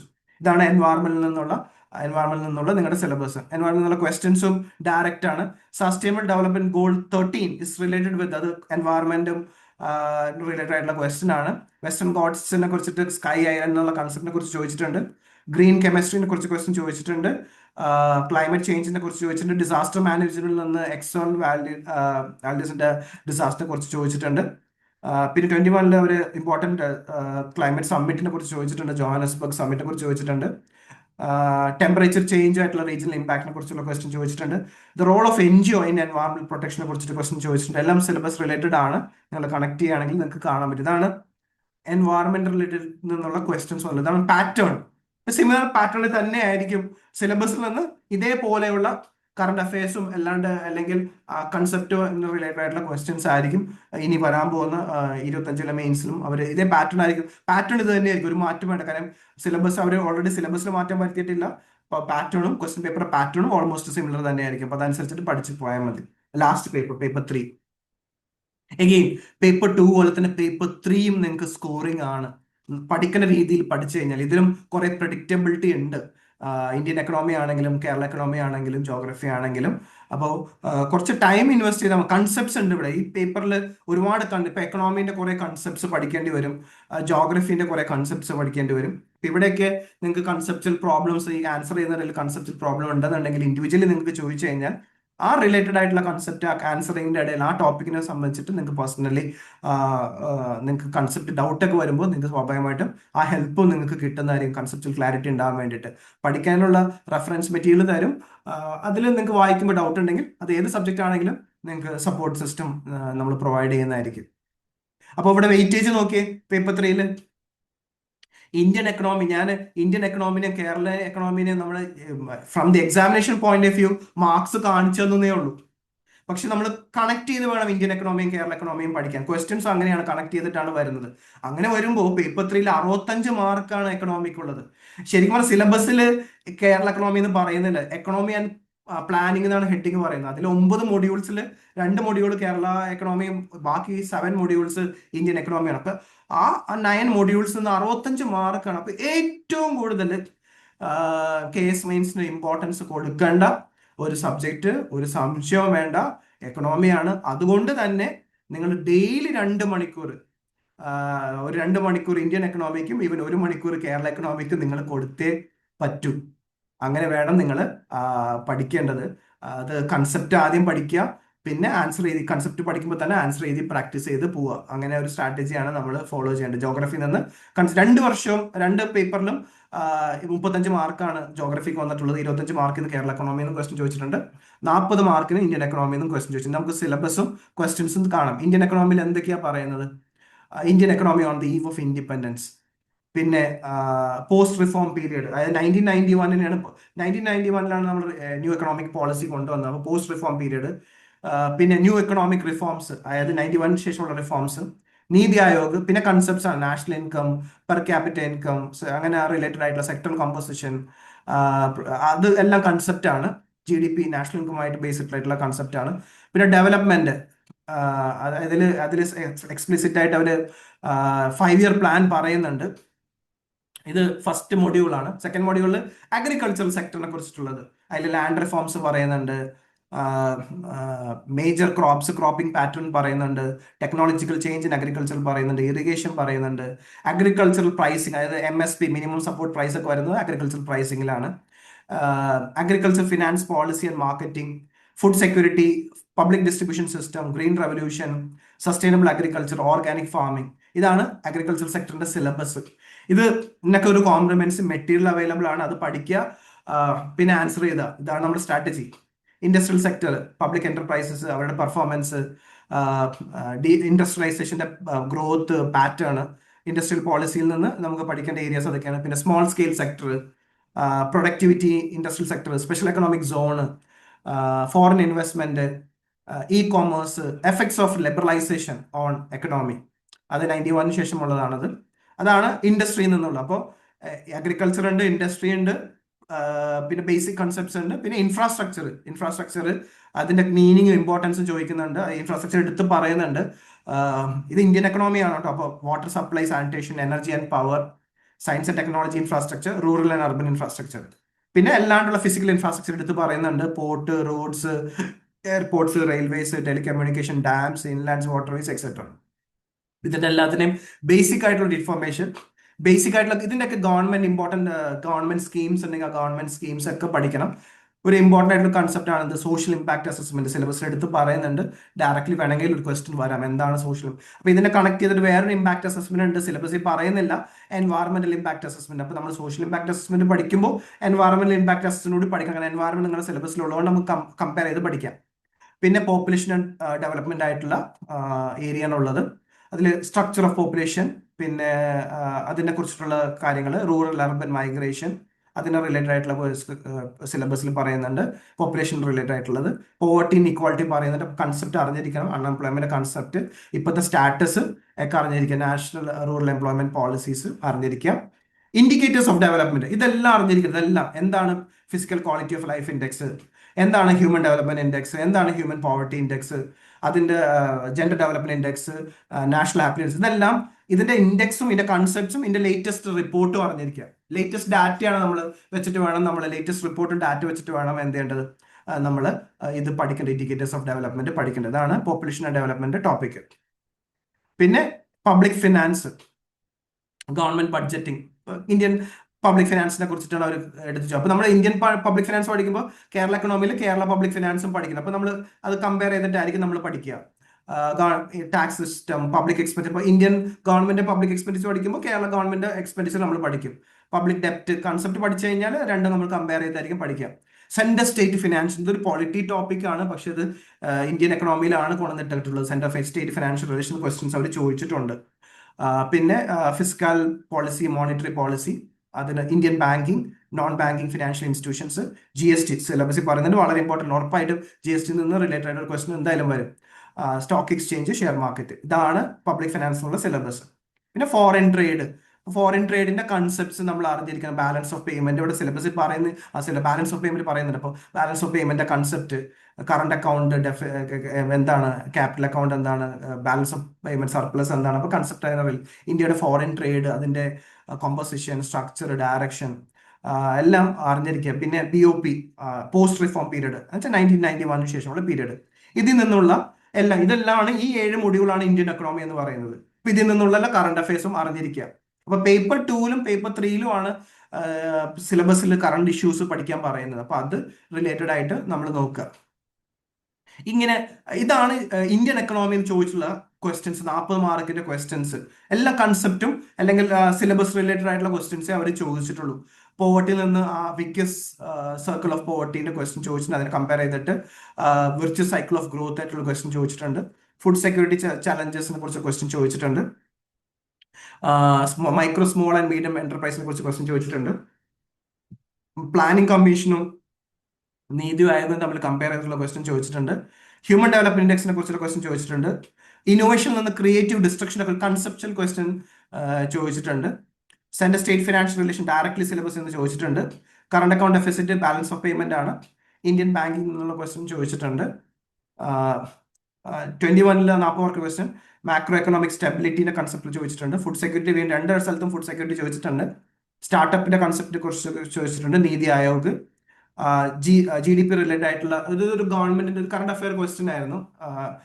നാഷണൽ ഇൻകം ഇത് attain ചെയ്യാൻ വേണ്ടിയിട്ടുള്ള question. Infrastructure especially in banking and ഇങ്ങനെ ഒരു pattern ആണ് infrastructure question ചോദിക്കുന്നത്. അപ്പോൾ ഇതനുസരിച്ച് നമുക്ക് ബാക്കിയുള്ള ഏരിയാസ് ഇതുപോലെ പഠിക്കാം. ബഡ്ജറ്റിൽ നിന്ന് ജെൻഡർ ബഡ്ജറ്റ് കൺസെപ്റ്റ് ചോദിച്ചിട്ടുണ്ട്. GST കൗൺസിലിനെ കുറിച്ച് ചോദിച്ചിട്ടുണ്ട്. ഫോറിൻ ട്രേഡിൽ നിന്ന് ഫോറിൻ ട്രേഡ് പോളിസിയെ കുറിച്ചിട്ട് ചോദിച്ചിട്ടുണ്ട്. പിന്നെ ഗ്ലോബൽ ലിബറലൈസേഷൻ ആ ടോപ്പിക്കിൽ നിന്നിട്ട് ഗ്ലോബലൈസിങ് വേൾഡിൽ കീ ഇഷ്യൂസിനെ കുറിച്ചും ചോദിച്ചിട്ടുണ്ട്. അപ്പൊ ഇങ്ങനെയാണ് എക്കണോമിയിൽ നിന്നുള്ള ക്വസ്റ്റ്യൻ. അപ്പൊ ഇങ്ങനത്തെ പാറ്റേൺ അനുസരിച്ച് സിലബസ് കണക്ട് ചെയ്ത് ഈ ക്വസ്റ്റ്യൻ പാറ്റേൺ കണ്ട് നമുക്ക് സിലബസ് കവർ ചെയ്ത് ഇതേ പാറ്റേണിൽ പഠിച്ച് ആൻസർ ചെയ്ത് പഠിച്ച് പോയി കഴിഞ്ഞാൽ എക്കണോമിയിൽ നമുക്ക് സ്കോർ ചെയ്യാൻ പറ്റും. കൺസെപ്റ്റ് പഠിച്ച് സിലബസ് പഠിച്ച് ആൻസർ ചെയ്ത് കഴിഞ്ഞാൽ എക്കണോമി ഈസ് ഓൾസോ സ്കോറിങ്. ഇതാണ് കേരള എക്കണോമിന്റെ സിലബസ്. അവരൊരു പറയുന്നുണ്ട് കേരള എക്കണോമിനെ കുറിച്ചിട്ടുള്ള ഒരു ഓവർവ്യൂ. അപ്പോൾ ഇന്ത്യൻ പോപ്പുലേഷൻ പഠിക്കുമ്പോൾ കേരള പോപ്പുലേഷൻ പഠിക്കണം. ഇന്ത്യൻ അഗ്രികൾച്ചർ പഠിക്കുമ്പോൾ കേരള അഗ്രികൾച്ചർ പഠിക്കണം. ഇന്ത്യൻ ഇൻഡസ്ട്രി പഠിക്കുമ്പോൾ കേരള ഇൻഡസ്ട്രി പഠിക്കണം. ഇന്ത്യയിലെ സർവീസ് സെക്ടർ പഠിക്കുമ്പോൾ കേരള സർവീസ് സെക്ടറെ കുറിച്ച് കമ്പയറിൽ പഠിക്കാം. ഇൻഫ്രാസ്ട്രക്ചർ അവിടെ പഠിക്കുമ്പോൾ ഇവിടെയും പഠിക്കാം. അങ്ങനെ കമ്പയർ ചെയ്ത് വേണം ഇത് പഠിച്ചു പോകേണ്ടത്. പിന്നെ കോപ്പറേറ്റ്, കേരളത്തിന്റെ കോപ്പറേറ്റീവ് സെക്ടറിനെ കുറിച്ചിട്ട് സിലബസിൽ പറയുന്നുണ്ട്. അപ്പോൾ കേരള കോപ്പറേറ്റീവ് സെക്ടറിന്റെ സ്ട്രെങ്ത്തും വീക്ക്നെസിനെ കുറിച്ച് നമുക്ക് പഠിക്കണം. കേരളത്തിലെ ട്രഡീഷണൽ ഇൻഡസ്ട്രീസിനെ കുറിച്ചിട്ട് പഠിക്കണം. IT സെക്ടറിനെ കുറിച്ച് പഠിക്കണം. പ്രവാസി റിലേറ്റഡ് ആയിട്ടുള്ള ക്വസ്റ്റ്യൻസ്, ഇഷ്യൂസ് പഠിക്കണം. ഫോറിൻ റെമിറ്റൻസിനെ കുറിച്ചിട്ടുള്ള അതിന്റെ അഡ്വാൻറ്റേജസും അതിന്റെ റിലേറ്റഡ് ഇഷ്യൂസും പഠിക്കണം. പിന്നെ Kerala model of development related question ആണ്, ടോപ്പിക്കാണ്. കേരള മോഡൽ ഓഫ് ഡെവലപ്മെന്റ് വരുന്നുണ്ട്, ലാൻഡ് റിഫോംസ് വരുന്നുണ്ട്, സോഷ്യൽ സെക്യൂരിറ്റി വരുന്നുണ്ട്, ഡെവല്യൂഷൻ ഓഫ് പവർ വരുന്നുണ്ട്, ഡീസെൻട്രലൈസ്ഡ് പ്ലാനിങ് വരുന്നുണ്ട്, housing, tourism, woman empowerment, social welfare scheme. ഈ ബോൾഡ് ആക്കിയിട്ടുള്ളതെല്ലാം മോർ ഇമ്പോർട്ടൻറ്റ് ടോപ്പിക് ആട്ടോ, അതാണ് ബോൾഡ് ആക്കിയിട്ടുള്ളത്. Disaster management, Kerala planning board, achievements of Kerala in health and education sector and related policies etcetera, current issues related with given topic. ഇതാണ് Kerala എക്കണോമിയുടെ topic. അപ്പോൾ Kerala economy ടോപ്പിക്കിൽ നിന്ന് ആണ് ഈ ടോപ്പിക്കിൽ നിന്നാണ് 25 മാർക്ക് വന്നിട്ടുള്ളത്. ക്വസ്റ്റ്യൻസ് എല്ലാം സിലബസ് റിലേറ്റഡ് ആയിട്ടുള്ള ടോപ്പിക്കാണ്. ഹൗസിംഗ് നിന്നിട്ട് ഹൗസിംഗ് സ്കീമായിട്ടുള്ള ക്വസ്റ്റ്യൻ ചോദിച്ചിട്ടുണ്ട്, ലാൻഡ് റിഫോംസിനെ കുറിച്ച് ചോദിച്ചിട്ടുണ്ട്, ഫിസ്ക്കൽ ഡിസെൻട്രലൈസിനെ കുറിച്ച് ചോദിച്ചിട്ടുണ്ട്, കേരള മോഡൽ ഓഫ് ഡെവലപ്മെന്റ് കുറിച്ച് ചോദിച്ചിട്ടുണ്ട്, സെക്കൻഡ് ജനറേഷൻ ഡെവലപ്മെന്റ് പ്രോബ്ലംസിനെ കുറിച്ച് ചോദിച്ചിട്ടുണ്ട്. എഡ്യൂക്കേഷനിൽ നിന്ന് അമർത്യ സെന്നിന്റെ ഒരു കമന്റ് ബേസ് ചെയ്തിട്ട് ഒരു ക്വസ്റ്റ്യൻ ചോദിച്ചിട്ടുണ്ട്. സർവീസ് സെക്ടറിനെ കുറിച്ചിട്ട് ഒരു ക്വസ്റ്റ്യൻ ചോദിച്ചിട്ടുണ്ട്. ഇതാണ് 20ൽ ചോദിച്ച ക്വസ്റ്റ്യൻ. 21 കേരള എക്കണോമിയും ഇന്ത്യയുടെ GDP തമ്മിൽ കമ്പയർ ചെയ്തിട്ട് ഒരു പെർ ക്യാപിറ്റൽ ഇൻകം കൺസെപ്റ്റും ഡാറ്റയും വെച്ചിട്ട് അവർ ക്വസ്റ്റ്യൻ ചോദിച്ചിട്ടുണ്ട്. അപ്പോൾ ഈ ഒരു പാറ്റേൺ നമുക്ക് ഹെൽപ്ഫുൾ ആണ് ഇനി ഫ്യൂച്ചറിൽ പഠിക്കാൻ നേരത്ത്. കേരള കിഫ്ബിനെ കുറിച്ചുള്ള കറണ്ട് അഫെയർ ആണ് അത്. ആ സമയത്ത് കിഫ്ബി റിലേറ്റഡ് ഇഷ്യൂ ഉണ്ടായിരുന്നു. അപ്പോൾ അത് നമുക്ക് കേരള എക്കണോമി പഠിക്കുമ്പോൾ സ്വാഭാവികമായിട്ടും അങ്ങനെ ഇമ്പോർട്ടൻ്റ് ആയിട്ടുള്ള കേരള ഇൻസ്റ്റിറ്റ്യൂഷനെ കുറിച്ചിട്ടും പഠിക്കണം. കിഫ്ബി പോലത്തെ ഇൻസ്റ്റിറ്റ്യൂഷനെ പഠിക്കണം. അഗ്രികൾച്ചറിൽ നിന്നിട്ട് പ്രൊഡക്ഷൻ ഓഫ് റൈസിനെ കുറിച്ചിട്ട് കേരളത്തിനെ കുറിച്ച് ചോദിച്ചിട്ടുണ്ട്. പ്രവാസിയിൽ നിന്ന് റിട്ടേൺ ഇമിഗ്രേഷനെ കുറിച്ച് ചോദിച്ചിട്ടുണ്ട്. ഡെവല്യൂഷൻ ഓഫ് പവറിൽ നിന്ന് ISO സർട്ടിഫിക്കേഷനെ കുറിച്ചുള്ള ക്വസ്റ്റ്യൻ ചോദിച്ചിട്ടുണ്ട്. പിന്നെ എഡ്യൂക്കേഷനിൽ നിന്ന് ലിറ്ററസി റേറ്റിനെ കുറിച്ച് ചോദിച്ചിട്ടുണ്ട്. പോപ്പുലേഷൻ സ്ട്രക്ചറിനെ കുറിച്ചിട്ടും ചോദിച്ചിട്ടുണ്ട്. ഇതൊക്കെ നല്ലൊരു ക്വസ്റ്റ്യൻ ആണ്. ഇതൊക്കെ നിങ്ങൾ ഈ ക്വസ്റ്റ്യൻ തന്നെ നിങ്ങൾ പ്രിപ്പയർ ചെയ്താൽ തന്നെ ഒരു ഏകദേശം നിങ്ങൾക്ക് ഒരു കേരള എക്കണോമിനെ കുറിച്ചുള്ള ആൻസർ ചെയ്യാനുള്ള ഏകദേശം ഒരു ധാരണ നിങ്ങൾക്ക് കിട്ടും. ഇത് പ്രിപ്പയർ ചെയ്ത് ആൻസർ ചെയ്ത് കഴിയുമ്പോൾ തന്നെ. ഓക്കെ. And finally geography. ജോഗ്രഫിയും ഈ പറയുന്ന പോലെ തന്നെ സിലബസ് സ്പെസിഫിക് ആണ്, കൺസെപ്റ്റൽ ക്വസ്റ്റ്യൻ ആണ് ചോദിച്ചിട്ടുള്ളത്. അപ്പോൾ ജസ്റ്റ് അറിഞ്ഞിരിക്കുക ജനറൽ ജോഗ്രഫിയിൽ നിന്നുള്ള topic solar system, motion of earth, concept of time, season, ഇന്റൽ സ്ട്രക്ചർ, എർത്തിന്റെ ഇന്റൽ സ്ട്രക്ചർ, മേജർ ലാൻഡ് ഫോംസ്, അവരുടെ ഫീച്ചർ, അറ്റ്മോസ്ഫിയർ, സ്ട്രക്ചർ കമ്പോസിഷൻ, പിന്നെ climate, air mass fronts, atmospheric disturbance, പിന്നെ ഓഷ്യൻസ്, അവരുടെ ഫീച്ചേഴ്സ്, ക്യാരക്ടറിസ്റ്റിക്സ്, ഹൈഡ്രോളജിക്കൽ ഡിസാസ്റ്റേഴ്സ്, മെറൈനും കോണ്ടിനെന്റൽ റിസോഴ്സും. അപ്പം ജനറൽ ജോഗ്രഫി എന്നുള്ള ക്വസ്റ്റൻ ഉണ്ട്. പിന്നെ physical, social, economic geography of India, world and Kerala compare ചെയ്തിട്ട്. അപ്പോൾ കേരള ജോഗ്രഫി അങ്ങനെ കാര്യമായിട്ട് ക്വസ്റ്റ്യൻ ചോദിച്ചിട്ടില്ല കേട്ടോ. എന്നാലും ജനറൽ ആയിട്ട് നിങ്ങൾ പഠിച്ചു വെച്ചേക്കാം. ചോദിച്ചിട്ടില്ലെന്ന് വെച്ചിട്ട് പഠിക്കാതിരിക്കേണ്ട. പിന്നെ ജിയോ ഫിസിക്കൽ ഫിനോമിന, ഈ earth quake, tsunami, volcano, cyclone, flood, land slip, at least സിലബസിൽ പറയുന്ന ഈ കാര്യങ്ങൾ. ഇപ്പോൾ നിങ്ങൾക്ക് ഇവിടെ ജോഗ്രഫിക്ക് 11th 12th NCERT നിങ്ങൾക്ക് റെഫർ ചെയ്യാം. അതുപോലെ തന്നെ കോച്ചിങ് ലിയോങ്ങും ഒന്ന് റെഫർ ചെയ്യുകയാണെന്നുണ്ടെങ്കിൽ ജോഗ്രഫി നമുക്ക് അപ്പോൾ ഒരു ദിവസം ഒരു ഡെയിലി ഒരു 1-1.5 മണിക്കൂർ നിങ്ങൾക്ക് ജോഗ്രഫിക്ക് കൊടുക്കുകയാണെന്നുണ്ടെങ്കിൽ അതിൻ്റെ ഡെയിലി ഓരോ ടോപ്പിക്കിനെ കുറിച്ചിട്ട് ആൻസർ ചെയ്യുകയാണെങ്കിൽ നിങ്ങൾക്ക് ജോഗ്രഫിക്ക് നിങ്ങൾക്ക് നന്നായിട്ട് സ്കോർ ചെയ്യാൻ പറ്റും. ജോഗ്രഫിയിൽ നിന്നുള്ള ക്വസ്റ്റ്യൻ ആണ് ഇന്റർനാഷണൽ ഡേറ്റ് ലൈന് കുറിച്ചുള്ള ക്വസ്റ്റ്യൻ, റിംഗ് ഓഫ് ഫയറിനെ കുറിച്ചുള്ള ക്വസ്റ്റ്യൻ, എർത്ത് ക്വേക്കിനെ കുറിച്ചുള്ള ക്വസ്റ്റ്യൻ, ഹോട്ട് ട്രോപ്പിക്കൽ ഡെസേർട്സിനെ കുറിച്ചുള്ള ക്വസ്റ്റ്യൻ, ഇന്റർമൗണ്ടൻ വാലിയെ കുറിച്ചുള്ള ക്വസ്റ്റ്യൻ, ട്രോപ്പോസ്ഫിയറിനെ കുറിച്ചുള്ള ക്വസ്റ്റ്യൻ, റെയിൻഫോൾ ഇൻ ഇന്ത്യയെ കുറിച്ചുള്ള ക്വസ്റ്റ്യൻ, ഹിമാലയം ക്ലൈമറ്റ് ഓഫ് ഇന്ത്യയെ കുറിച്ചുള്ള ക്വസ്റ്റ്യൻ, ലാറ്റിറ്റ്യൂഡിനൽ ഹീറ്റ് ബാലൻസിനെ കുറിച്ചുള്ള ക്വസ്റ്റ്യൻ. ഇപ്പൊ ക്വസ്റ്റ്യൻസ് എല്ലാം കൺസെപ്റ്റ് റിലേറ്റഡ് ആണ്. അപ്പൊ ഈ പറയുന്ന ഈ മെറ്റീരിയൽ റെഫർ ചെയ്യുമ്പോൾ തന്നെ നിങ്ങൾക്ക് ഈ ക്വസ്റ്റ്യനൊക്കെ ആൻസർ ചെയ്യാൻ പറ്റുന്നതാണ്. Earth moon system, slum blocks, subterranean cut off, suburban development, Gulf Stream related ആയിട്ടുള്ള ക്വസ്റ്റ്യന്. ഒരു കറണ്ട് അഫയർ ക്വസ്റ്റ്യൻ ചോദിച്ചിട്ടുണ്ടായിരുന്നു ആർട്ടിക് സീയിലെ ഓയിൽ റിക്കവറി ആയിട്ട്, extra tropical hurricane, agro climatic regions, geographical cultural names. So ഇത് ഞാൻ പറഞ്ഞ ജോഗ്രഫിയുടെ ബേസിക് മെറ്റീരിയൽ ഞാൻ ഈ പറഞ്ഞ കോച്ചിങ് ലിയോങ്ങും അതേപോലെ തന്നെ 11th 12th NCERT കൂടി നോക്കുകയാണെന്നുണ്ടെങ്കിൽ ജോഗ്രഫിന്റെ ഓൾമോസ്റ്റ് മേജർ ക്വസ്റ്റ്യൻസ് ഒക്കെ നമുക്ക് എന്ത് ചെയ്യാൻ പറ്റും, പഠിച്ച് 35 മാർക്കിനുള്ളത് നമുക്ക് ആൻസർ ചെയ്യാൻ പറ്റും. സോ ദിസ് ഇസ് എന്താ ഞാൻ പറയുന്നത്, നിങ്ങളുടെ സിലബസും ഇതുവരെയുമുള്ള പ്രീവിയസ് ഇയർ ക്വസ്റ്റ്യൻസും. നൗ ഞാൻ നേരത്തെ പറഞ്ഞ പോലെ തന്നെ നമ്മുടെ സ്ട്രാറ്റജി എന്താണ്, നമ്മുടെ സ്ട്രാറ്റജി നമ്മൾ ഈ മെന്റർഷിപ്പിൽ ഉദ്ദേശിക്കുന്നത്. ഓക്കെ, നമ്മൾ ഡെയിലി നമ്മൾ ഞാൻ പറഞ്ഞില്ല ഒരു 12 hours 12 hours നിങ്ങൾ കൊടുക്കണം. 12 hours എങ്ങനെ അതിനൊരു പ്രോപ്പർ ഡിസ്ട്രിബ്യൂഷൻ ഉണ്ട്. നമ്മൾ സബ്ജക്ട് ഫാക്ടിനെസ് വരാണ്ട് നമ്മൾ 2 മണിക്കൂർ എക്കണോമിക്ക് കൊടുക്കുക, 1 മണിക്കൂർ കേരള എക്കണോമിക്ക് കൊടുക്കുക, 1 മണിക്കൂർ ജോഗ്രഫിക്ക് കൊടുക്കുക, അതേപോലെ തന്നെ പൊളിറ്റിക്ക് 2 മണിക്കൂർ കൊടുക്കുക, സയൻസ് ആൻഡ് ടെക്നോളജിക്ക് 1 മണിക്കൂർ കൊടുക്കുക, എൻവയറമെന്റ് ഒരു ഹാഫ് ആൻ അവർ കൊടുക്കുക, ഗവേണൻസ്, സോഷ്യൽ ജസ്റ്റിസ്, ഇന്റർനാഷണൽ ഏതൊരു ടോപ്പിക്കിന് ഒരു ഹാഫ് ആൻ അവർ കൊടുക്കുക.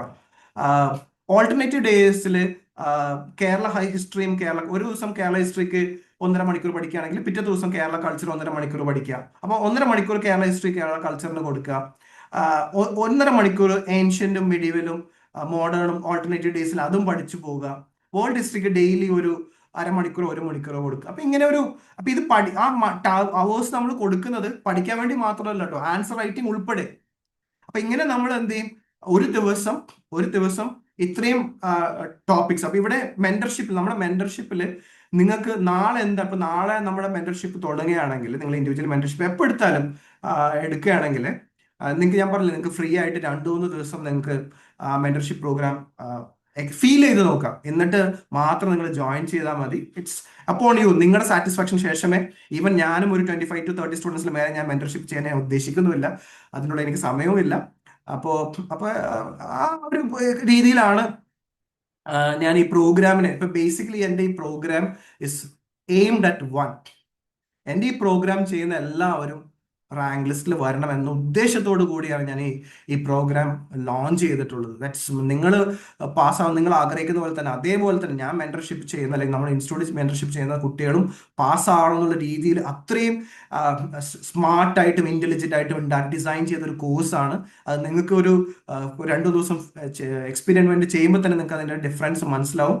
കാര്യം എന്താണ്, സ്റ്റഡി മെറ്റീരിയൽ വേണ്ടി നിങ്ങൾ എവിടെ ഓടണ്ട. Study material will be provided to you. We will give you daily topic, the material and question. നിങ്ങൾ ചെയ്യേണ്ടത് ആ തന്ന മെറ്റീരിയൽ വായിച്ച് ആ തന്ന ക്വസ്റ്റൻ എഴുതി ഡെയിലി സബ്മിറ്റ് ചെയ്യുക. അന്ന് രാത്രി തന്നെ വിതിൻ നിങ്ങളുടെ കംഫർട്ടബിൾ, നിങ്ങൾ ഫോൺ സൈലന്റ് ആക്കി ഇട്ടാൽ മതി, നിങ്ങൾക്ക് ഫീഡ്ബാക്ക് അതിൽ കിട്ടും. നിങ്ങൾക്ക് പേഴ്സണലി മീറ്റ് ചെയ്യണമെന്നുണ്ടെങ്കിൽ വീഡിയോ കോളിൽ അവൈലബിൾ ആയിരിക്കും.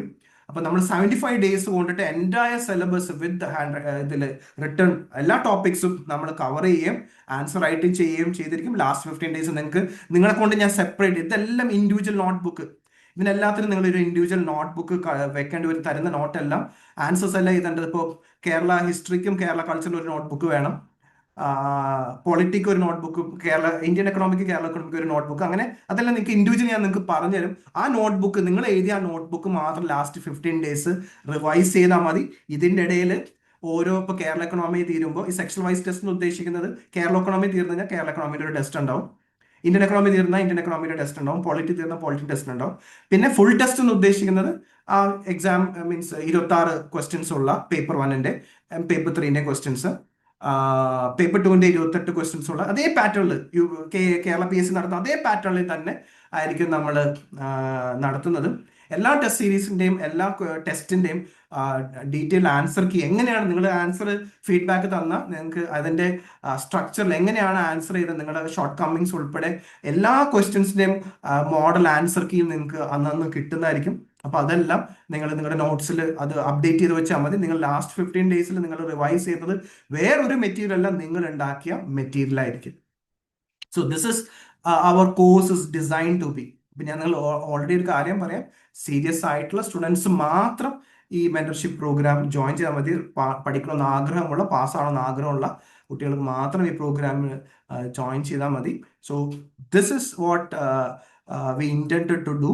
ഞങ്ങളുടെ ഉദ്ദേശം എന്താണ്, ഈ മെന്റർഷിപ്പ് എടുക്കുന്ന എല്ലാവരും, അത് സ്ട്രീം 1-ലായിക്കോട്ടെ 2-ലായിക്കോട്ടെ 3-ലായിക്കോട്ടെ, നിങ്ങൾക്ക് എല്ലാവർക്കും അറിയാം എന്താണ് സ്ട്രീം 1 ആരും സ്ട്രീം 2 ആരും എയിം ചെയ്യേണ്ടത് 300-ൽ 150 മാർക്ക്, സ്ട്രീം 150+ മാർക്ക്, സ്ട്രീം 3-കാരും 120+ മാർക്ക് അല്ലെങ്കിൽ 125+ മാർക്സ്.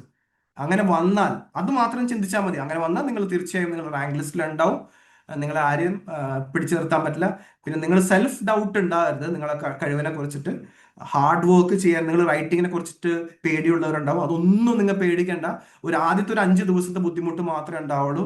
ഇപ്പൊ കഴിഞ്ഞ ഒരാഴ്ചത്തെ കുറച്ച് കുട്ടികൾ ഇങ്ങനെ ഇതേ പ്രോബ്ലം പറഞ്ഞ കുട്ടികളൊക്കെ ഇപ്പൊ നല്ല ആൻസേഴ്സ് എഴുതുന്നുണ്ട്. സോ അതൊന്നും ഇവിടെ പ്രോബ്ലം അല്ല. വേണ്ടത് എന്താണ്, നിങ്ങളുടെ കമ്മിറ്റ്മെന്റ് ആണ്. കറക്റ്റ്ലി തരുന്ന ഫീഡ്ബാക്ക്, ഇപ്പോൾ ഒരു മോശം ആൻസർ എഴുതിയാൽ തന്നെ ഫീഡ്ബാക്ക് തരുമ്പോൾ ആ ഫീഡ്ബാക്ക് മനസ്സിലാക്കിയിട്ട് പ്രോപ്പറായിട്ട് നിങ്ങൾ എന്ത് ചെയ്താൽ മതി, ആൻസർ ചെയ്താൽ മതി. ഓക്കെ, നമുക്കിപ്പോൾ നമ്മുടെ ടൈം കഴിഞ്ഞിരിക്കുകയാണ്. ഇനി ആർക്കെങ്കിലും ഡൗട്ട് എന്തെങ്കിലും ഉണ്ടെന്നുണ്ടെങ്കിൽ ഇത് എൻ്റെ നമ്പർ, എൻ്റെ അതൊന്ന് നോട്ട് ചെയ്ത്, സെക്കൻഡ് നമ്പർ ആ 8891206456 എൻ്റെ പേഴ്സണൽ വാട്സപ്പ് നമ്പറാണ്. കോള് ചെയ്യേണ്ട, ആദ്യം കോൾ ചെയ്യുന്നതിന് മുമ്പ് നിങ്ങൾ എല്ലാവരും എന്ത് ചെയ്യുക, എന്നെ വാട്സപ്പിൽ മെസ്സേജ് ചെയ്യാം. നിങ്ങൾക്ക് സംസാരിക്കാൻ നിങ്ങൾക്ക് ഒരു പർട്ടിക്കുലർ ടൈം തരാം. ആ ടൈമിൽ കാര്യം ടൈം, എനിക്കും ടൈം കൺസ്ട്രെയിൻ ഉണ്ട്. അപ്പോൾ നിങ്ങൾക്ക് ടൈം തരുമ്പോൾ ഞാൻ ഫ്രീ ആയിരിക്കുന്ന സമയത്ത് വേണം. അപ്പോൾ അതുകൊണ്ടാണ് നിങ്ങൾ നേരത്തെ ടൈം അപ്പോയിൻമെന്റ് എടുത്തിട്ട് നിങ്ങൾക്ക് എന്നോട് പേഴ്സണലി സംസാരിക്കാം. അപ്പോൾ അത് വേണമെന്നുണ്ടെങ്കിൽ നിങ്ങൾക്ക് ആ നമ്പറിൽ എന്നെ വാട്സപ്പ് ചെയ്താൽ മതി. We will meet that. ഇനി എന്തെങ്കിലും ഫർദർ ഡൗട്ട്സ് ഉണ്ടെങ്കിൽ, ഐ തിങ്ക് ഇത്രയും ലേറ്റ് ആയ സ്ഥിതിക്ക് എന്തെങ്കിലും പർട്ടിക്കുലർ ഡൗട്ട് ഉണ്ടെങ്കിൽ നിങ്ങൾക്ക് ഇപ്പോൾ ചോദിക്കാം. നിങ്ങൾക്ക് കമന്റ് സെക്ഷനിൽ ഉണ്ടെങ്കിൽ ചോദിക്കാം. അല്ലാന്നുണ്ടെങ്കിൽ എൻ്റെ നമ്പറിൽ മെസ്സേജ് ചെയ്താൽ മതി. I will follow it up. So hopefully ഈ സെഷൻ നിങ്ങൾക്ക് ബെനിഫിറ്റ് ചെയ്തു എന്നാണ് ഞാൻ വിശ്വസിക്കുന്നത്. എന്തുണ്ടെങ്കിലും ഫീഡ്ബാക്ക് ഇൻസ്റ്റിറ്റ്യൂട്ടിലെ അറിയിക്കുക. ഇതിൻ്റെ സെഷൻ എങ്ങനെ നിങ്ങൾക്ക് ബെനിഫിറ്റ് ചെയ്തു, അല്ലെങ്കിൽ എന്നെ പേഴ്സണലി നിങ്ങൾക്ക് എന്താണ് ഇനി വേണ്ടത്, നിങ്ങൾക്ക് എന്തെങ്കിലും നിങ്ങൾക്ക് വേണമെന്നുണ്ടെങ്കിൽ, ഇത് മെന്റർഷിപ്പ് ഇൻഡിവിജ്വൽ ബേസ്ഡ് ആട്ടോ. നമ്മളൊരു ജനറൽ പ്ലാൻ ഉണ്ടെന്നുണ്ടെങ്കിൽ നിങ്ങൾക്ക് എന്താണ് ആവശ്യം എന്നുള്ളത് കൂടി കൺസിഡർ ചെയ്തിട്ടായിരിക്കും ഓരോ സ്റ്റുഡൻസിനും ഓരോ രീതിയിലായിരിക്കും മെന്റർഷിപ്പ് തരിക. കാരണം പലർക്കും പല സ്ട്രെങ്ത്തും വീക്ക്നെസ് ഉണ്ടാവും. ചിലർ ചില സബ്ജക്റ്റിൽ സ്ട്രോങ് ആയിരിക്കും, ചിലർ ചില സബ്ജക്റ്റിൽ വീക്ക് ആയിരിക്കും. ഇതെല്ലാം ഞാൻ മനസ്സിലാക്കിയിട്ടായിരിക്കും നിങ്ങൾക്ക് മെന്റർഷിപ്പ് തരിക. അതാണ് ഇൻഡിവിജ്വൽ മെന്റർഷിപ്പിന്റെ ഈ പ്രത്യേകത. So that's the plan we are having towards this programme. Hopefully you can contact me on my number. അപ്പോൾ ആർക്കെങ്കിലും എനിക്ക് തോന്നുന്നു ആരും കമൻറ്റ് ചെയ്തായിട്ട് എനിക്ക് തോന്നുന്നില്ല. ഐ തിങ്ക് വി ക്യാൻ എൻ്റെ നമ്പറിൽ ഏതായിരിക്കും നിങ്ങൾക്ക് ഇത്രയും ലേറ്റ് ആയ സ്ഥിതിക്ക് you please if anybody who are having doubt please contact me in my WhatsApp number. ഒരാൾ ചോദിച്ചിട്ടുണ്ട്. ഓക്കെ, ചാറ്റ് ഒന്ന്.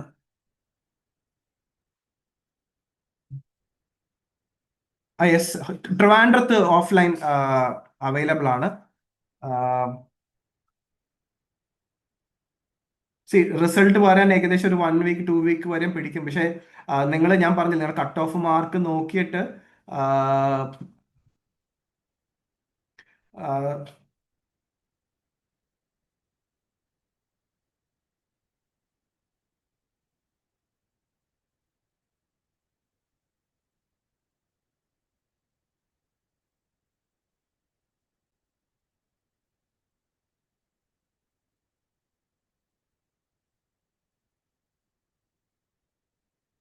ഫീസ് ഓഫീസായിട്ട് കണ്ടക്ട് ചെയ്താൽ മതി. ഇത് 5000 ആണ് ഇപ്പോൾ കോഴ്സ് ഫീ.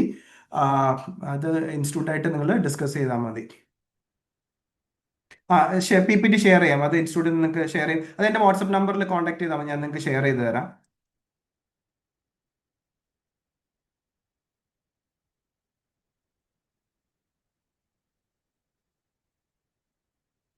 PPT ബാക്കി എന്ത് ഞാൻ പറഞ്ഞല്ലേ, ഇപ്പോൾ ഒരു കട്ട് ഓഫ് മാർക്ക് നമ്മൾ നിങ്ങൾ സ്ട്രീം 1 ആണെന്നുണ്ടെങ്കിൽ ഒരു 85 ഉണ്ടെന്നുണ്ടെങ്കിൽ നിങ്ങൾ ഒരു ഡൗട്ടും വെക്കണ്ട, പഠിച്ചു തുടങ്ങിക്കോ. 85 to 90 ആണെന്നുണ്ടെങ്കിൽ. അതിലത്തെ സ്ട്രീം 2 ആണെങ്കിൽ 65+ ഉണ്ടെങ്കിൽ സ്ട്രീം 2കാരും 50+ ഉണ്ടെങ്കിൽ സ്ട്രീം 3കാരും പഠിച്ചു തുടങ്ങിക്കോ. നിങ്ങൾ സമയം കളയുന്നത് നിങ്ങൾ ഏറ്റവും വലിയ മണ്ടത്തരായിരിക്കും. അപ്പോൾ അതനുസരിച്ചിട്ട് എന്ത് ചെയ്യാം, നിങ്ങൾ പ്രിപ്പയർ ചെയ്യാം. ഞാനിപ്പോൾ ഇതുവരെ കമന്റ് വന്ന എല്ലാത്തിൻ്റെയും ഡൗട്ട് ക്ലിയർ ചെയ്യുന്നതാണ് ഞാൻ വിചാരിക്കുന്നത്. ഇൻ കേസ് ആരുടെയെങ്കിലും ഡൗട്ട് ഞാൻ ക്ലിയർ ചെയ്തിട്ടില്ല എന്നുണ്ടെങ്കിൽ നിങ്ങൾക്ക് എൻ്റെ വാട്സപ്പ് നമ്പറിൽ മെസ്സേജ് ചെയ്താൽ മതി. സോ സെഷൻ ഞാനിപ്പോൾ എൻഡ് ചെയ്യിക്കുകയാണ്. So will see it. Means those who are serious and want the mentorship, you can contact me. Thank U.